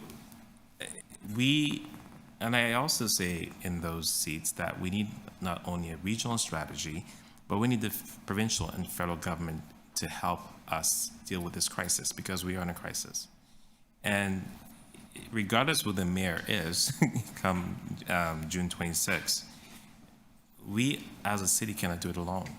We need the province and the feds to come to the table as well. We have over $1.1 billion operating deficit in our budget this year alone. And these things affect how we function in the city, how we deal with this, how we operate here. So again, I just wanted to state that out loud here. I think that's it. Thanks. Thank you very much. Any other speakers? Okay, I do. Actually, before I speak, I just wanted to shout out to Marlon. He was our facilitator at the 3 roundtables I had with about 10 to 15 women, and you're wonderful. So thank you very much for your efforts and making everyone in those meetings feel comfortable to speak their minds. Thank you. Thank you. I do have an amendment for recommendation in 3A, and I'd like the clerk to post it. Basically, this motion ensures that the board has visibility to the information submitted to the city manager as well. The TTC already has a 5-year safety plan, and staff are part of the Safety O initiative. So this is basically trying to leverage that opportunity and with the planning work that's underway, and to integrate our existing plan with the cities. We'd also like to use the Safety O reporting process to update City Council.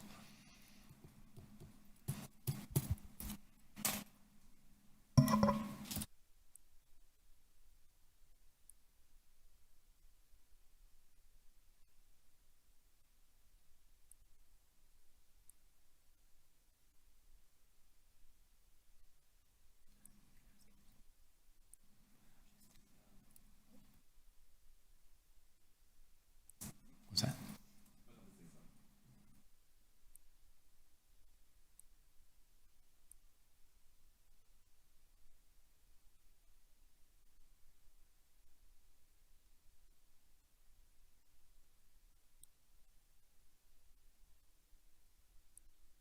Speak. Oh, okay, you want to speak now? Yeah, you still have a minute and a half. I did. And I just wanted to add I'm really not happy with the moving along tagline for this particular initiative. I think it's actually insensitive. I know it's tongue-in-cheek, but I think we could use something that's just really can be just, I don't know, just more sensitive. That's all. Moving along, people are underhoused along. To me, that's what it sounds like. I'm sure that's not what it's meant to do. I think it means to actually house people, care for people, get compassionate, as you've described when you actually talked about it. But just for the average person who don't listen to TTC board meetings, because it is very interesting, I do feel that we need to actually be more,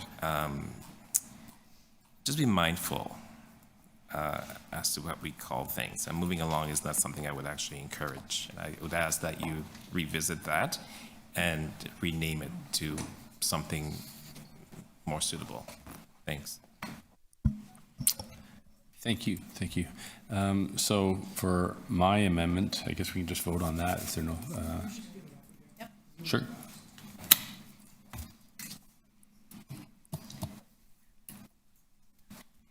Members, the additions to the motion are in italics, bold italics, and everything that's removed is struck out.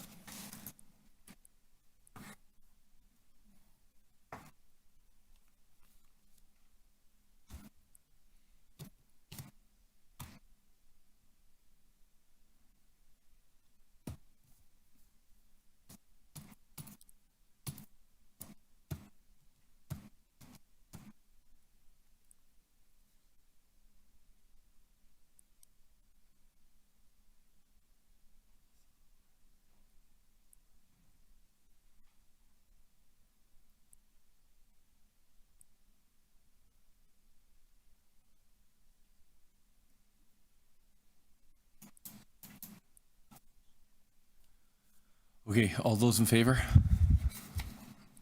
Carried, thank you. Item as amended, all those in favor? Carried, thank you. I think we're up to number 4. Sustaining a reliable transit system to keep Toronto moving, Outlook 2024 and beyond. We have a speaker on this item, Mr. Alan Yule. You're up, Alan. The TTC has a problem. It's a ridership problem and a revenue one. We need to fix both. Unfortunately, the TTC sells a monthly pass that is at a ridiculously high price of 47.28 trips. So it takes 28 trips to break even on this pass. Current ridership on the TTC is about 74% of pre-COVID numbers. The TTC's Metro Pass is a product of the 80s. We're no longer in the 80s. Expecting sales to increase for Metro Passes at its current price point is not realistic. Selling a 47-plus trip monthly pass in 2023 is like selling this other 80s classic in an Apple store today. OC Transpo runs rail as well. Their monthly pass is 34 trips, even though their Presto individual cost is $370 per trip versus our $330. GRT runs rail as well. Their monthly pass is 31 trips. I bring this up because this report says we're at 74% of pre-COVID ridership numbers. And unfortunately, we don't expect ridership to exceed pre-COVID numbers by the end of the year. If trends continue, GRT's ridership for 2023 will exceed those of 2019. We hired 4 civilian board members to bring their business acumen to the TTC and to help bring industry standards to the TTC. Mr. Chair, a 48-trip monthly pass is not the industry standard for Ontario, for Canada, for even North America. Anybody who truly believes that a 48-trip pass is a reasonable price is bat guano crazy. Only 58% of pre-COVID ridership uses the system 4 to 5 days per week. That means 32 to 40 taps, Presto taps per month from these customers. Remember, OC Transpo is set at 34 taps per month for their pass. A pilot project could be set up from September to December of 2023 that would reduce the pass of an adult monthly pass cost to $110. Mr. Chair, some people will tell you that we will lose money selling our monthly pass at the lower 34 trip price. They are wrong. We don't sell enough 48 trip fare media to make a significant difference to our fare revenue. Getting those people who take 32 to 42 trips or 32 to 40 trips to buy a 34 trip pass would make a bigger increase in our fare revenue. Since we are already putting out 90% of pre-COVID service on the system for 74% of ridership, we have the bandwidth to absorb this increased customer count within the current operational budget. By the time this board meets, again, one of the 100+ candidates will be our next mayor. This board and the new mayor need to have an adult conversation about how much transit we want and how we're going to pay for it. We can look at other cities like Vancouver, Seattle, LA, and London, England. They all have different solutions for building and making transit better in their communities. We need to look at them. Mr. Chair, there's one more thing you need to remember from this report. 77% of TTC riders make less money than you do. Remember that in December when all but one of the deputies tell you that the TTC fare is way too expensive. Thank you. Thank you, Alan. Any questions? Nope. Thanks again. Is Mr. Leary there? There you are. I believe you'd like to say a few words. Thank you very much, Chair. I'd let everybody know that the report that you have before you today really is intended to both update and it's also a look ahead as we prepare and plan for sustained TTC service next year and beyond. As you've heard me say many times, the TTC is an essential part of the city and the entire GTA. We support the economy, we help the city fulfill its environmental objectives, and we deliver service equity to those who have limited transportation options. Toronto is the core of a region that is home to more than 6 million people. We generate a quarter of Ontario GDP and 10% of the national GDP every year. The continued success of Toronto as a thriving social and economic hub will be contingent upon a reliable, frequent, and safe public transit system that creates access to opportunity for everyone. But as we look ahead and plan for the future, we see some significant challenges ahead that require partnership from all orders of government to ensure the benefits of public transit are realized. Now, we also know that the hybrid work from home arrangements have led to a 25 to 30% reduction in ridership, which has in turn impacted our revenue stream.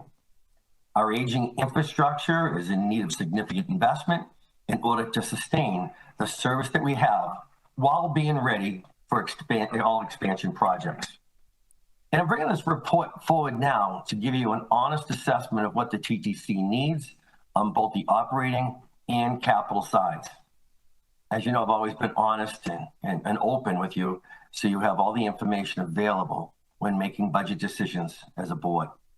You know, the report before you lays out the factors that we're looking at that will impact the 2024 budget cycle. And specifically, I'll mention a few. You know, we're looking at the rate of ridership recovery and the impact, as I said, on our revenues. We're looking at the service by mode, and we know that that shows ridership on our bus network is recovering faster than other modes, you know, when we're heavily serving neighborhood improvement areas. We have existing and future traffic congestion and major construction, as Lawrence outlined, projects that we're assessing. And we also look at the importance of the ridership retention and growth in relations to a system that is safe and reliable. And the benefits and operating costs impacts on transit expansion are also, you know, in our thoughts right now as we prepare for the future. And finally, you know, really is the importance of transit in a growing city and a region as it relates to climate change and sustainable transportation goals.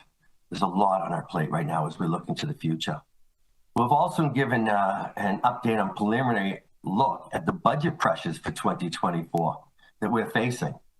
You know, and we've advised you that there's a potential opening budget pressure of approximately $540 million. And this could rise to $600 million, depending on the outcomes of bargaining and the additional safety-related expenditures that have not yet been identified. And that's just on the operating side. But as we know, good service also relies on a steady investment in the state of good repair. The TTC's infrastructure, facilities, and fleet relied upon to deliver this service range in age from 1 year to more than 100 years old. The 2023-2037 capital investment plan identified $38 billion in capital investment required over the next 15 years, of which $25.2 billion is unfunded. Now, despite the investments made through the City of Toronto City Building Fund since 2019, the scale of investment required to address the needs of a system requiring asset renewal are substantial and require predictable and long-term funding. Now, these combined operating and capital investments required to support transit in Canada's largest city cannot be solely supported through existing means. All orders of government will have to play a key role in the TTC's future success, and we continue to have discussions with our government partners to reinforce this. Now, I'll let you know that this fall, we'll present to you, as we outlined, the new 5-year corporate plan, the 2024 annual service plan, which will outline strategic directions and recommendations. This will also set the foundation for us as we look into the TTC's 2024 budget process, and then our new 5-year service plan in early 2024, as we say, what is the new normal? As part of this exercise, I'd also let you know that we've engaged the University in Toronto to support this analysis and outline the benefits of public transit and the risks of underinvestment. So, Chair, I want to be clear that while these are real pressures that we're looking at, that we do believe that our funding partners understand the importance of safe and reliable transit system when it comes to the economic strength and prosperity of this city and region. So thank you, Chair. I look forward to any questions that we have on this report. Thank you. Thank you, Rick. Any questions? Go ahead. Thank you. There's a question in here somewhere, so if you'll indulge me. I guess I find the CEO's overall comments concerning as a board member in this way. First of all, I want to say that I really appreciate the analysis that the management team has put together for us. I think it really highlights the points that the CEOs was making around the operating funding gap, the capital renewing program gap, and the critical importance here of our funding partners stepping up to support the TTC. Chair, maybe my question is more to you as a council member and chair. How committed are we, or are you and the council, to supporting and advancing the TTC's need and discussion with our funding partners to make sure that money comes to the table? Because, again, as the data shows, without a transit system, we think that the city is congested now. We think that we can't move around. I can't even imagine what that would look like, the pressure would look like if we didn't have the money on the table to support the operating and capital renewal program for the TTC. I don't know if it's a fair question to you, but I guess it's. I don't think you ask the chair questions, do you? I'm not allowed to. I mean, I'm happy to comment. So maybe I just don't know the procedure on that. Well, maybe, there are other maybe make it more of a members. comment. That really, for those of you who are council members, I just want to underline the fact that as a board member, to me, this is really, really concerning. When I think about our fiduciary duties to make sure that we look after, that we make sure the transit system is funded. As citizen members, I'm going to take the liberty of saying, I speak for all of us, to say that's, we are deeply concerned about that, and really we have to underline that point, exclamation mark, to say we can't possibly raise it from transit fare increases. We hear comments from our deputants, but we also hear comments around the table from our council members that's not possible. So perhaps it's more of a comment that we really have to, as a board, I want us to underline that. And I don't know whether it's useful to have to put forward a resolution. Because the fact is known by all of us and by all of you. I appreciate that. But I think it is incumbent upon us as a board to just make that point very strongly and underline it publicly. Okay, thank you. Commissioner Moyes? Thank you. And through the chair, I guess I'll start backwards. So looking at the recommendations here, recommendation number 1 is that, we ask the provincial and federal government to help fund the system. I'm going to assume that that's been done before. It is a question. You're the chair. You can read as well. But yes. Okay, and again, to other levels, other countries, the U.S. and Europe, all levels of government help fund for transit, except here in Canada for whatever reason, and that's something that we always address, but never really make whole. And I hear your comments, Also, too, so the report shows that traffic is now back. 1 second. Recent data shows that traffic congestion in Toronto is nearly pre-pandemic levels, despite 50% of office workers' trips now taking place. So traffic is back up, but yet we're back up to 74% when it comes to transit use. So clearly there's a disconnection. And I've alluded to this in the past too, in previous meetings that I've been at, is that what strategies are we using, if any, to get people back into the transit system? And I know that reading the report, we talk about, people not working 9 to 5 as they used to Monday to Friday, and that's the reason why perhaps transit use is where it's at.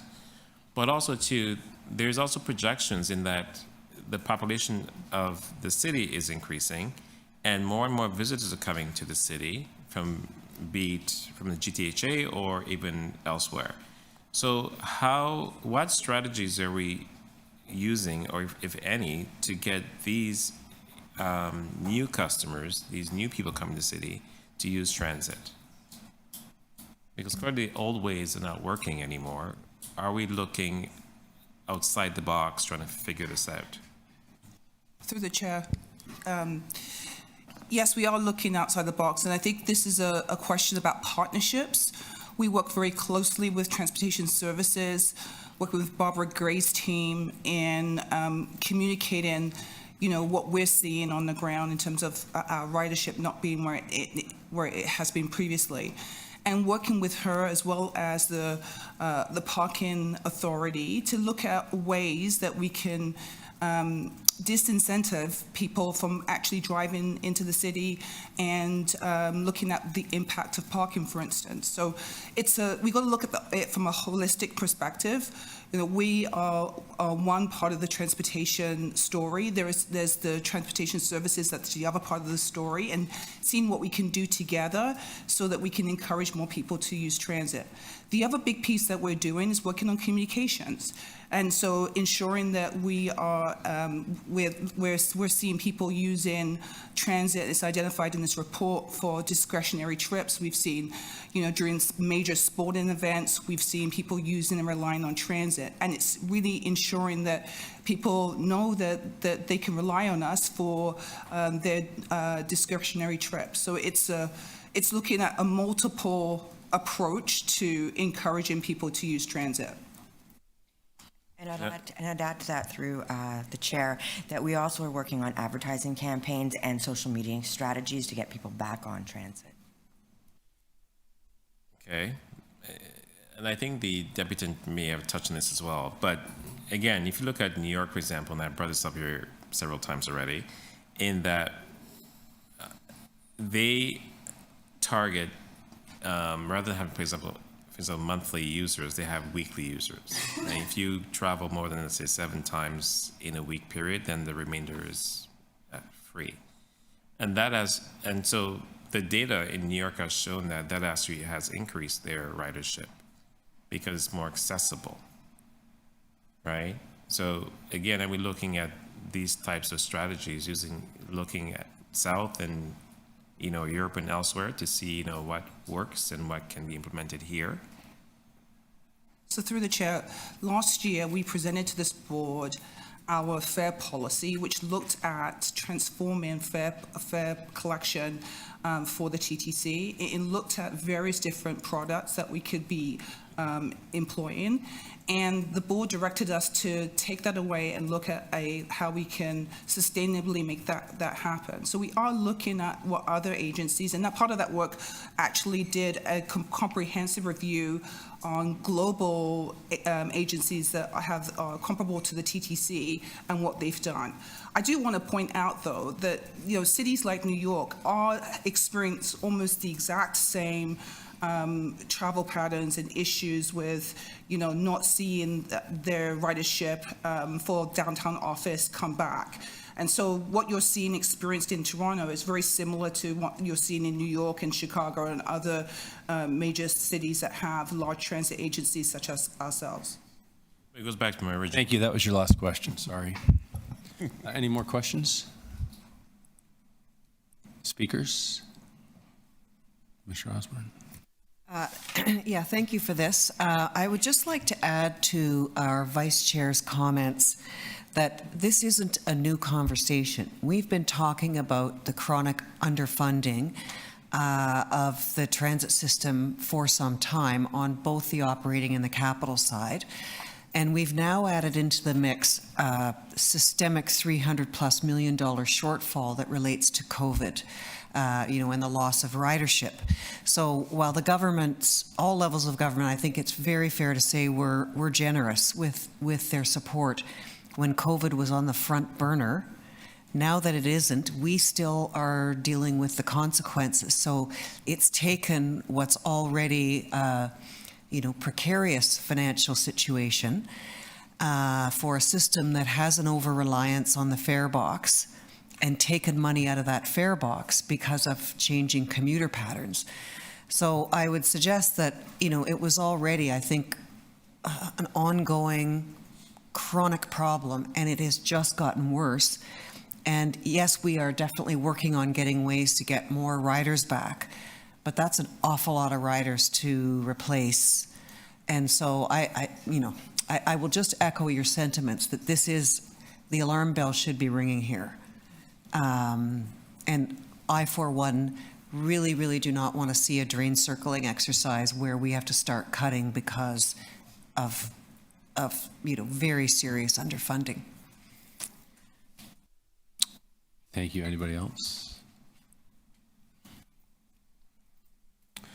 I will answer a couple questions in my remarks. I think the best way to get people back onto the TTC is making it reliable and safe, which dovetails back to the report that if we don't get the funding to get such things as new rail cars, we're going to get killed on the reliability.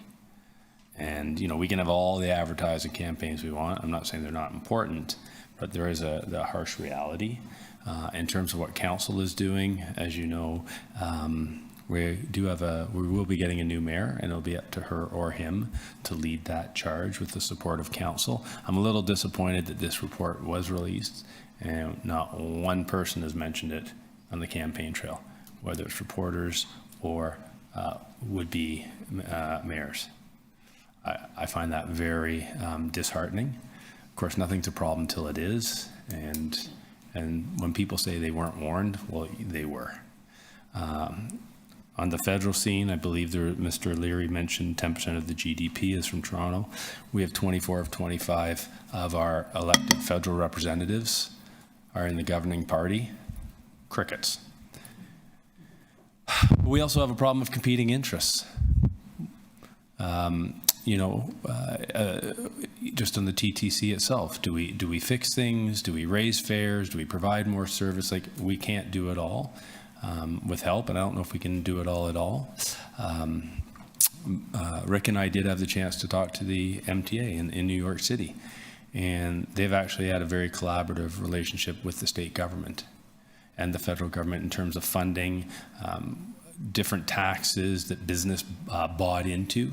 So I think there's probably a larger conversation, and maybe the conversation needs to be tweaked a bit, because obviously the things that we're saying are falling on deaf ears. So I think we need to be a little more creative.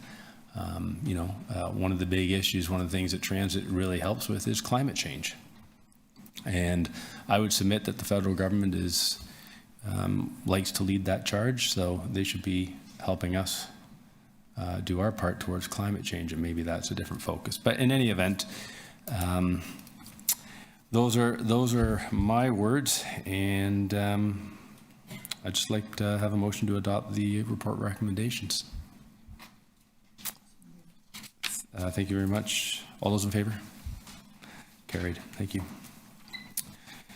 We are now plowing along. We're on item number 5, Diversity Culture 2022 Annual Report, Equity, Diversity, and Inclusion in Motion.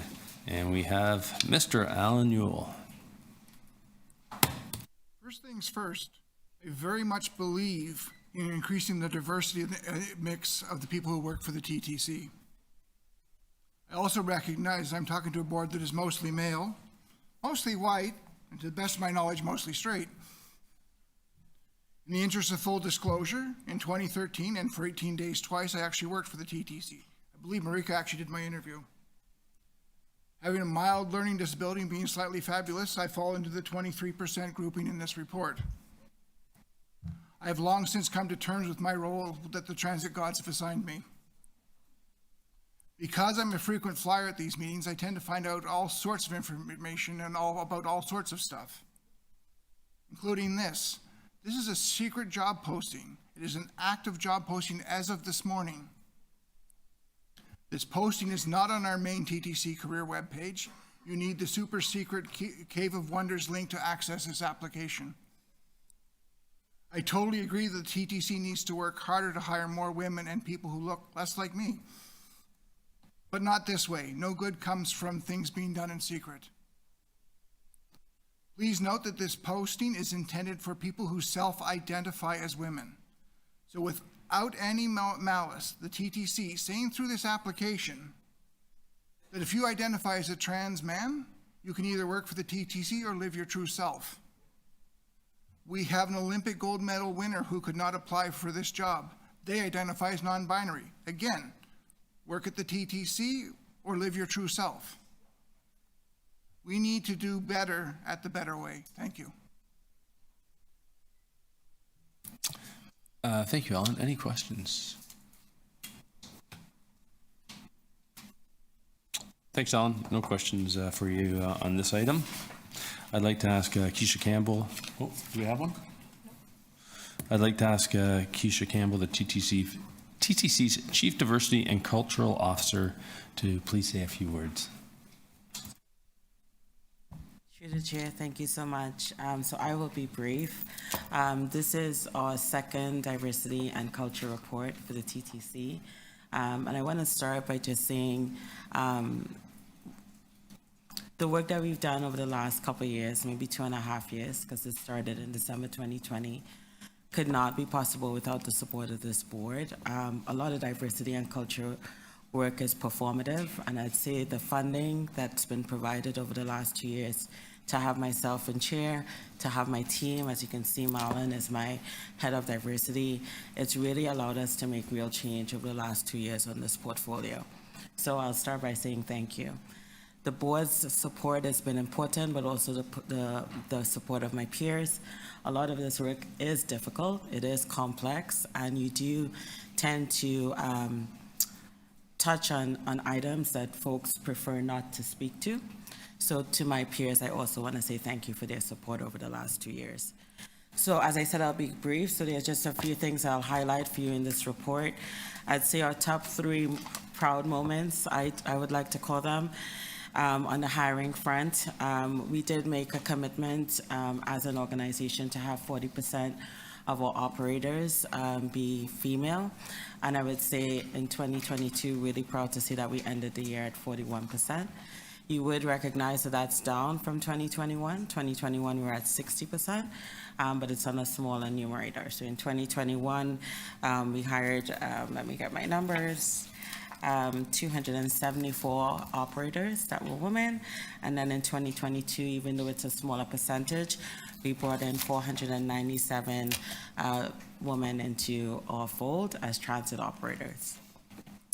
The second piece I would say is when I joined this organization, Rick was really clear to say this was a commitment that he has supported verbally and within the organization. And as we bring operators in, we've also seen movement on our entire employee base. So we sit right now at 17.5% of our population identifying as women. This is still behind best practices from an industry perspective. When you look at transit, it's typically 35% or so of the population that would be women. So we're still on our journey, but we're making moves towards that. Under hiring, there's two other pieces I'll call out for you as well. When we look at our diverse employee base, that has increased about 3% year over year. So again, we're on a journey where we're seeing the data is showing movement. And the last piece around hiring I'd like to bring attention to is the Persons with Disabilities portfolio. Last year, when we introduced new reporting standards, which were not in place when the group was stood up, persons with disabilities is one of our lowest represented groups. And as you know, as a population of Toronto and Canada, they're actually one of the biggest population groups. So we've doubled. We're still sitting north of 5%, but we have doubled our representation when we look at folks who identify as having a disability. So there are two other proud moments I'll also call out for you on the training front.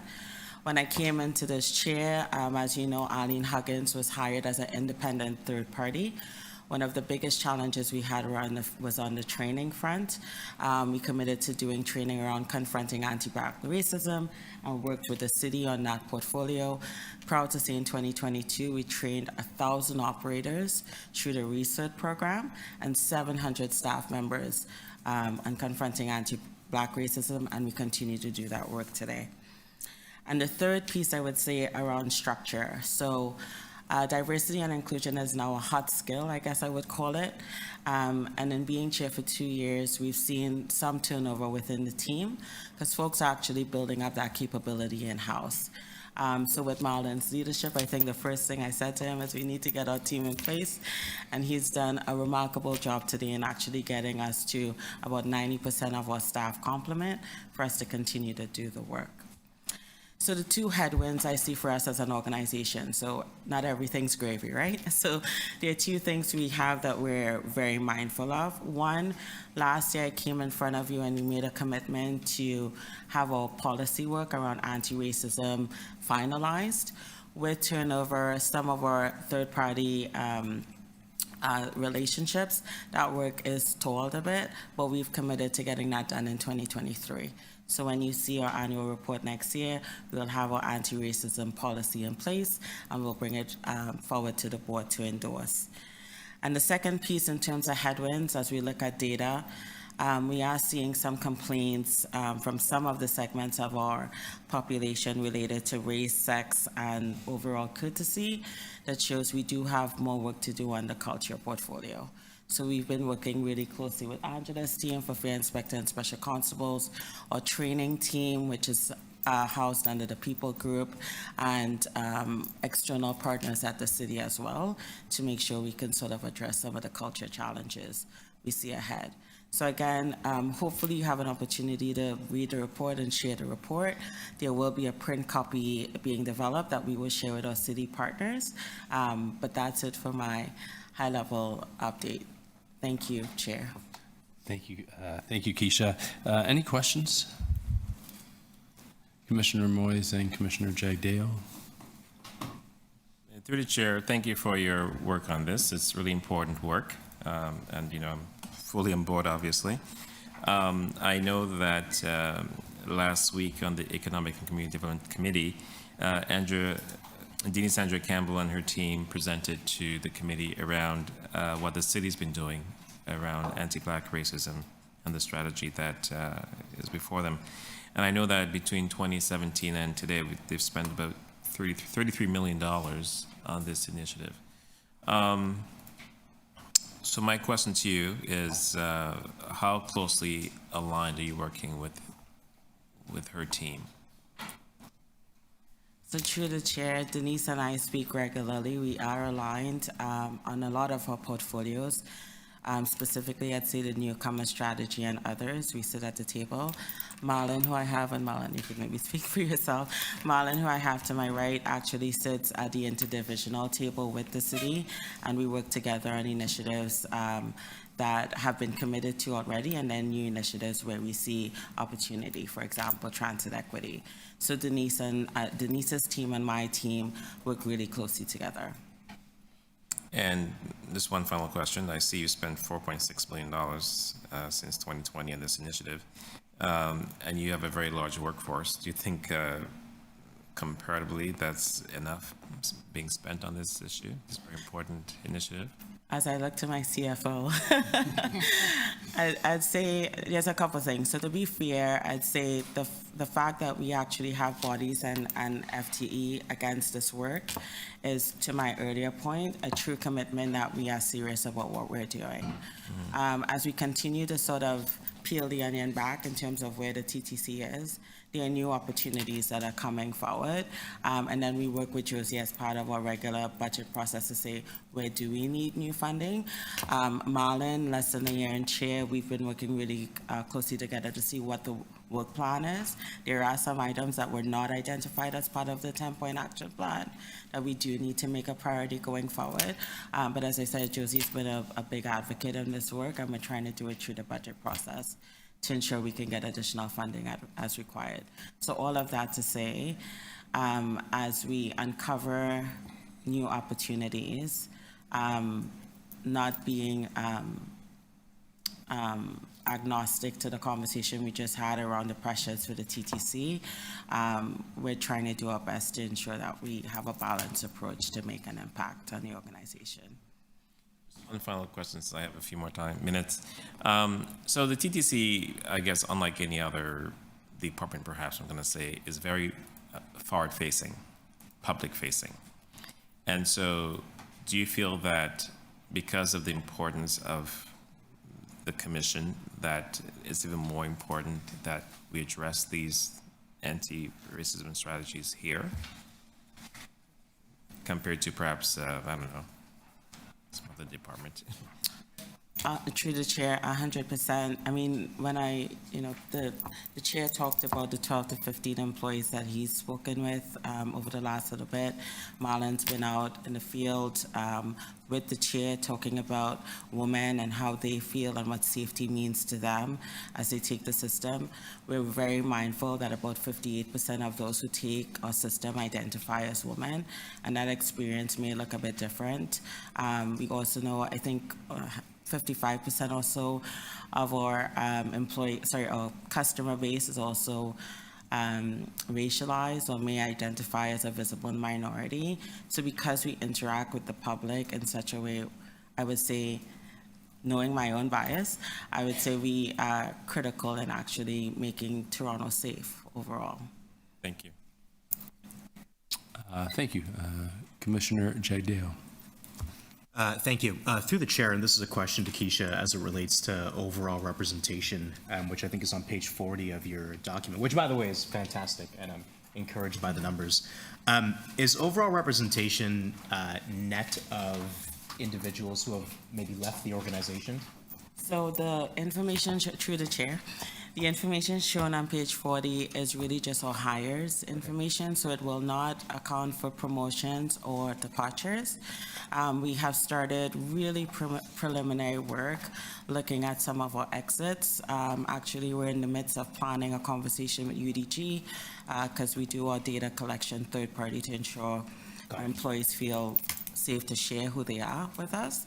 And part of that conversation will be looking at exits. Okay, because I was going to mention that I think it's just as important to learn from the hiring experience, but also to learn from exit interviews and to find out of our organization who is leaving, why they're leaving, and how they identify, so we can find some additional trends there that can help think through how we deploy this strategy overall. So I'm encouraged by that preliminary work being done, so we'll see what it looks like the next time you present this.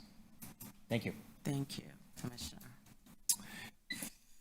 Thank you. Are there any speakers? Oh, you have a question? Go ahead. Thank you, Chair. Mr. Yule spoke to us And I wondered if somebody could tell me how to go to the secret job posting site. I'm looking now, I can't find it. Through the chair, I should say right now we've actually paused our transit operator hiring program. So I will have to investigate that secret posting. Because right now we're not hiring for operators. So that's something I'd have to take away through the chair. Okay, so that, I think there's 39 postings on the website, so that wasn't one of them. Okay, thank you. Thank you.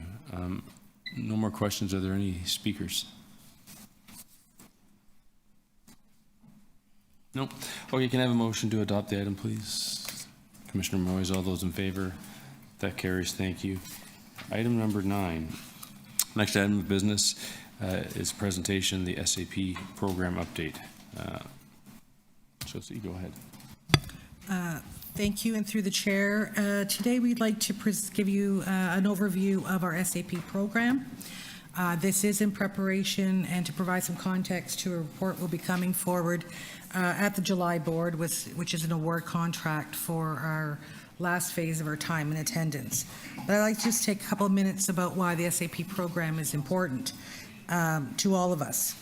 And while we spend most of our time on our core mandate, which is the service that we provide, and naturally so, those corporate processes that support the body, corporate, really are the ones that keep us propped up so that we can provide the effective frontline service.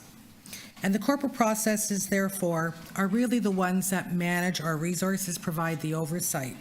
And so when we consider an operating budget of $2.4 billion, a capital budget of $1.5 billion, a 10-year capital plan of 12, almost 13 billion, our resources that total 16,000 employees, of which 13,000 are unionized, our salaries and benefits, which make up 70% of that budget.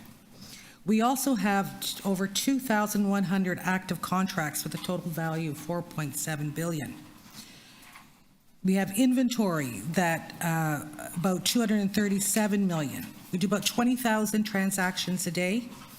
Purchase orders of 6,600 plus. All that to say that these corporate processes need to be managed, our resources need to have the appropriate technology to support that.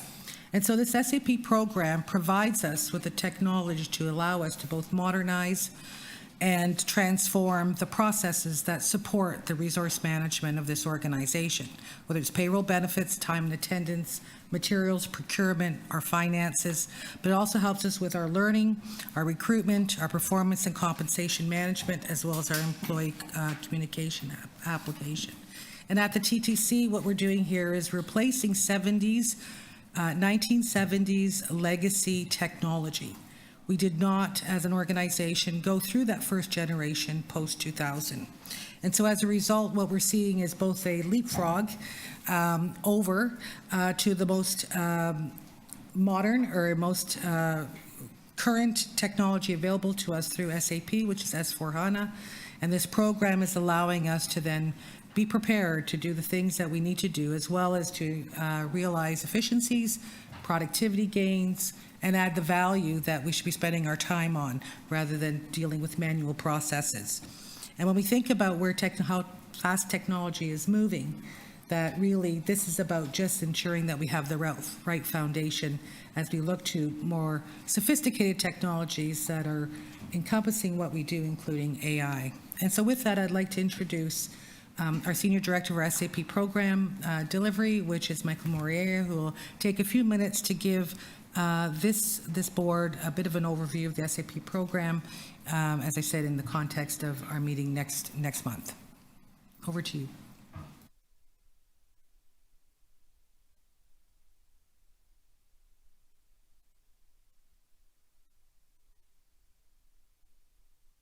Our back office processes, as Josie mentioned.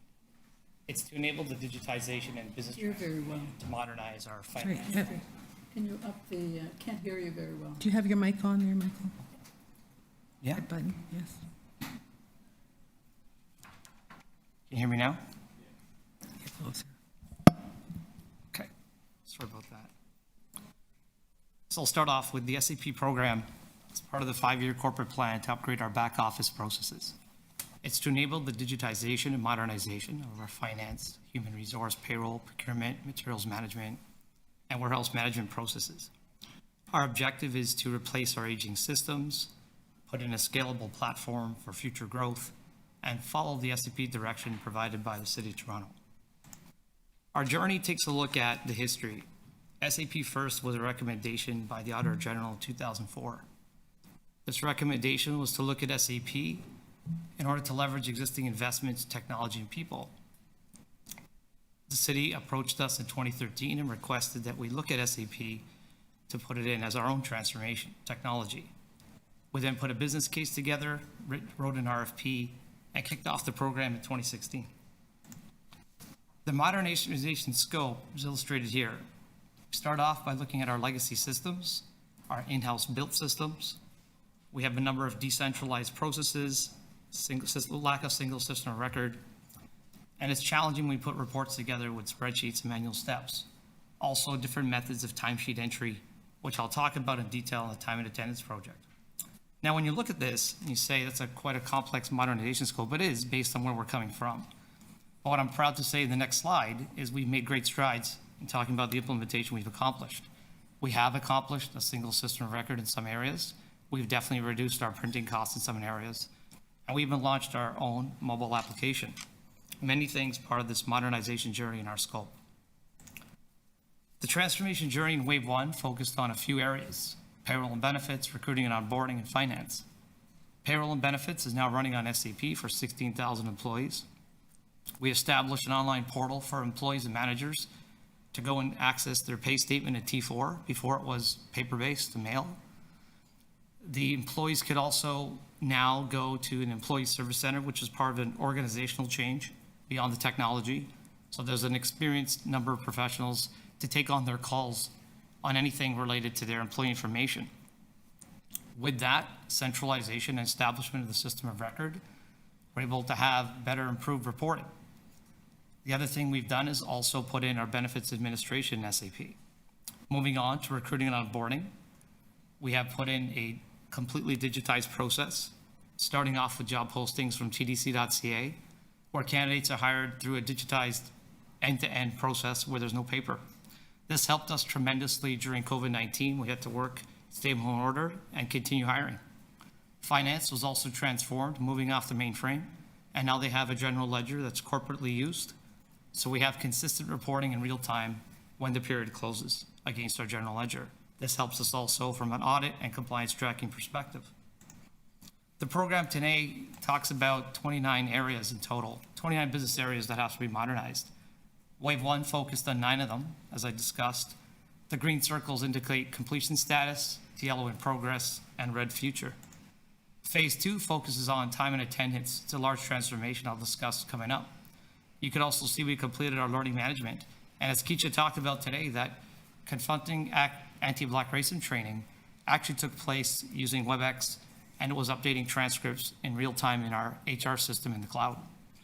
We also launched a mobile app I discussed and other processes. Costing is also another project in flight, creating that foundation to track our costs. So you can think about it in Wave 1 as establishing the foundation. Phases 2, 3, and 4 build on that. In Phase 3, we're talking about our procurement and modernization, accounts payable, procurement, materials, warehouse management, and then we also are going to look at our asset accounting. Phase 4 will focus on diversity and culture in the people group. The program schedules as follows. All the work I talked about that we established happened prior to 19, some in 20, and green indicates completion status, yellow's in flight. You can see between time and attendance, costing, procurement, all running at the same time, and in the future, the red for future planning. I'm now going to draw your attention to time and attendance, release 1, 2, and 3. And I'm going to explain why it's broken down to 3 releases distinctively.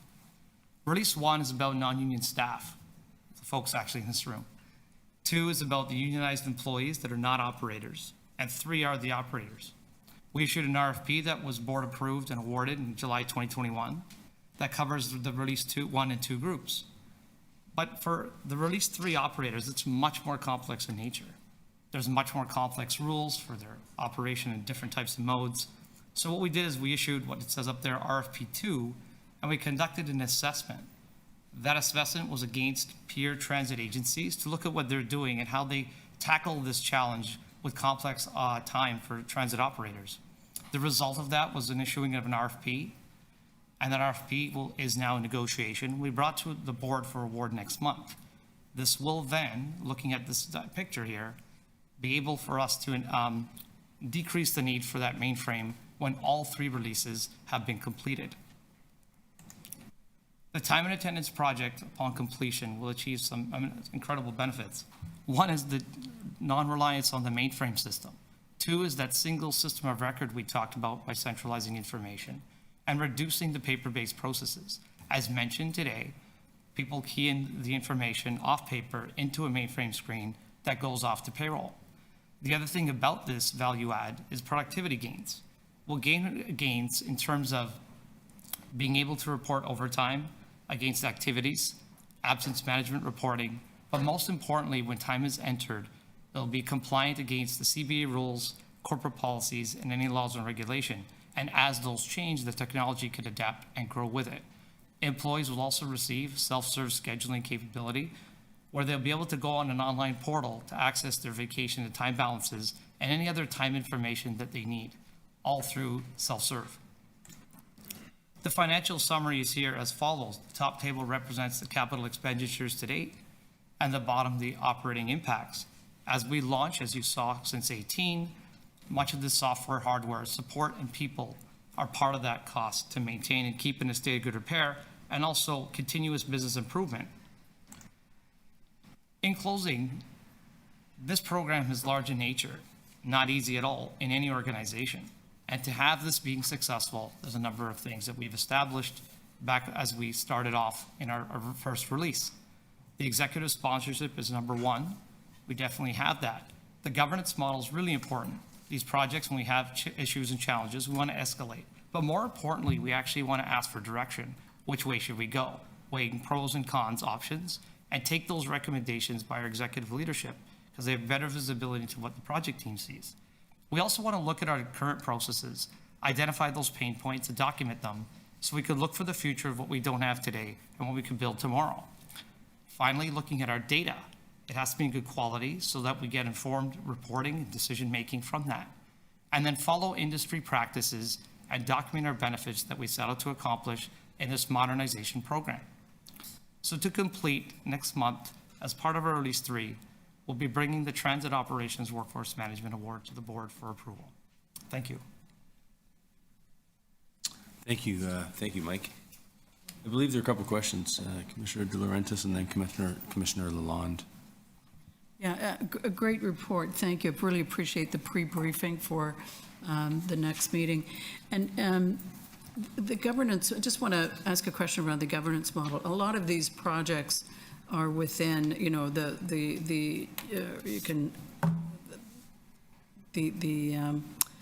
within finance and administration. So you've got your arms around them.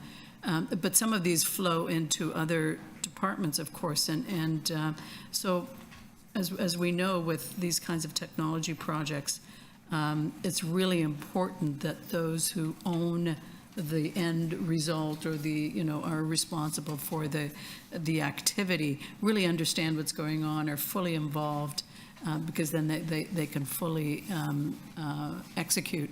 So just give us a little more of that. And perhaps it's more a question that we can delve into at the next meeting, but just a little bit now, maybe a preview of that.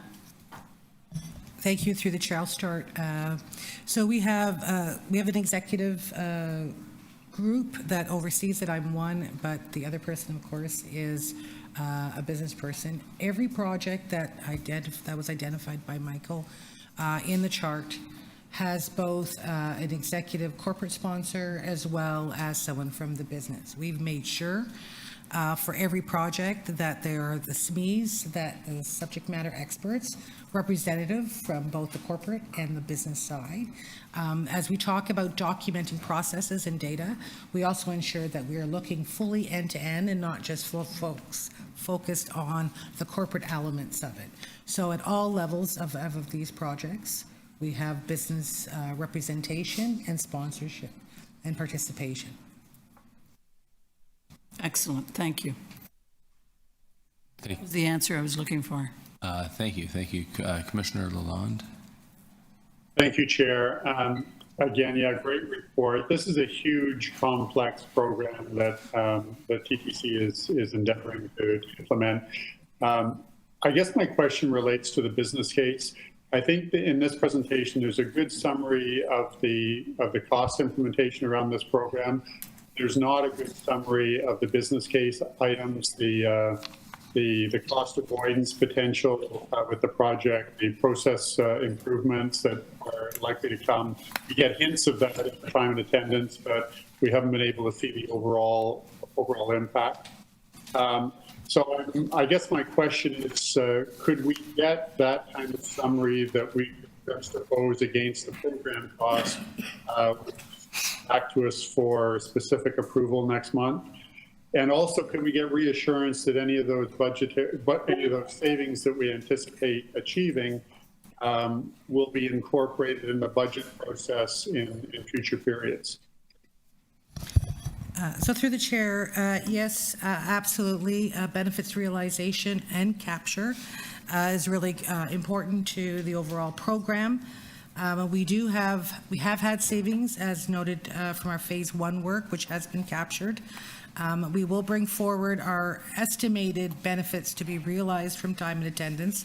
We'll make sure that's in the report when that comes forward next month, and we'll be tracking to those estimates. We, of course, will also assess them as we go. There may be other benefits to be realized as we, implement and finally operationalize, but absolutely committed to those benefits.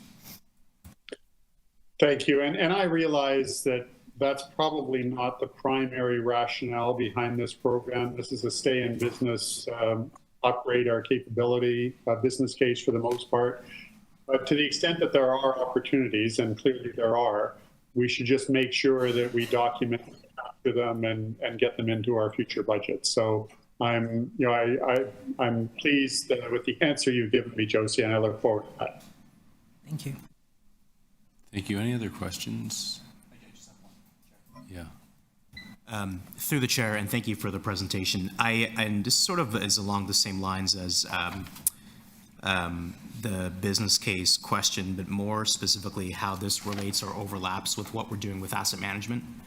And I wanted to know if, one, there were any overlaps, two, if there are there any benefits that we can call out here as in relation to asset management? Because I know there are some stuff here on asset accounting assessment, the implementation, and whatnot. So can we talk a bit about how that overlaps and if there are some benefits that we can call out that's not readily available here? Yeah, absolutely. So on the asset management side, on the SAP side, we look at the financials. So what does the asset cost? What does it mean to depreciate? And our scope is actually to work with and integrate with our asset management system. So for example, if we're doing a repair on a bus or something like that, there's assets already in our EAM, and we're going to be sharing information, our procurement transformation with them so that they'll have materials to put onto that asset in stock quantities. So there is an integration within the scope on the business case to connect the EAM Enterprise Asset Management Program with SAP.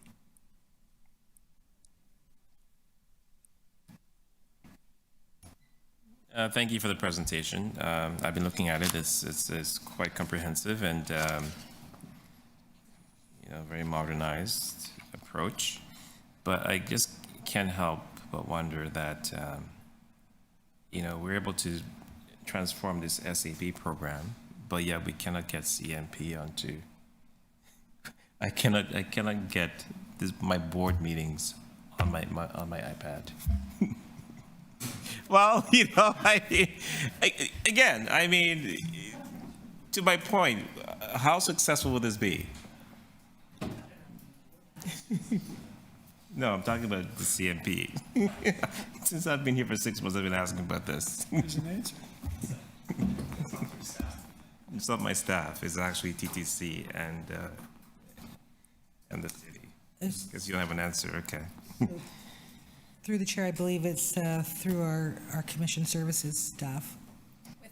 Thank you. Through the chair, with respect to the CMP, we are working with city staff and have an anticipated launch date of go live Jan 1, 2024. Just recognizing that we do have some firewall issues that we need to resolve and deal with. Thank you. Is that the end of your questions? Oh, yeah. Super. Thank you. So that was the end, right? Okay, thank you. Do we have any other questions? Speakers? No. Can I have a motion to adopt the item, please? Commissioner Holiday, thank you. All those in favor, thank you. That carries.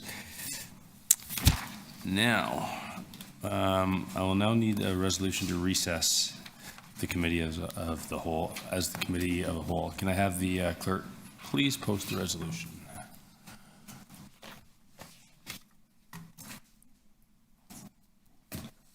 Take a vote on that. All those in favor of my resolution? It's to go on camera, right? You good with that, Commissioner Moyes? What's that? You're good with that, Commissioner Holiday, right? All those in favor? Thank you. Thank you, members. We'll just need a few moments to clear the room.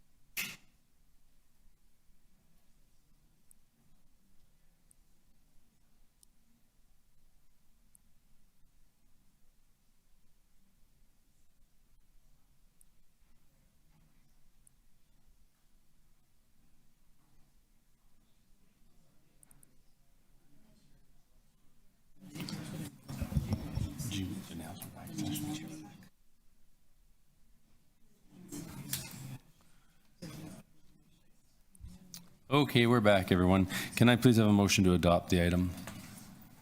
Commissioner Moyes? Thanks, really appreciate that. All those in favor? Like pulling hen's teeth, as my mom would say. Thank you. That carries. That concludes the business of this meeting. Can I have a motion to adjourn? Commissioner Osborne, thank you. All those in favor? Item carries. Thank you. Thank you and goodbye.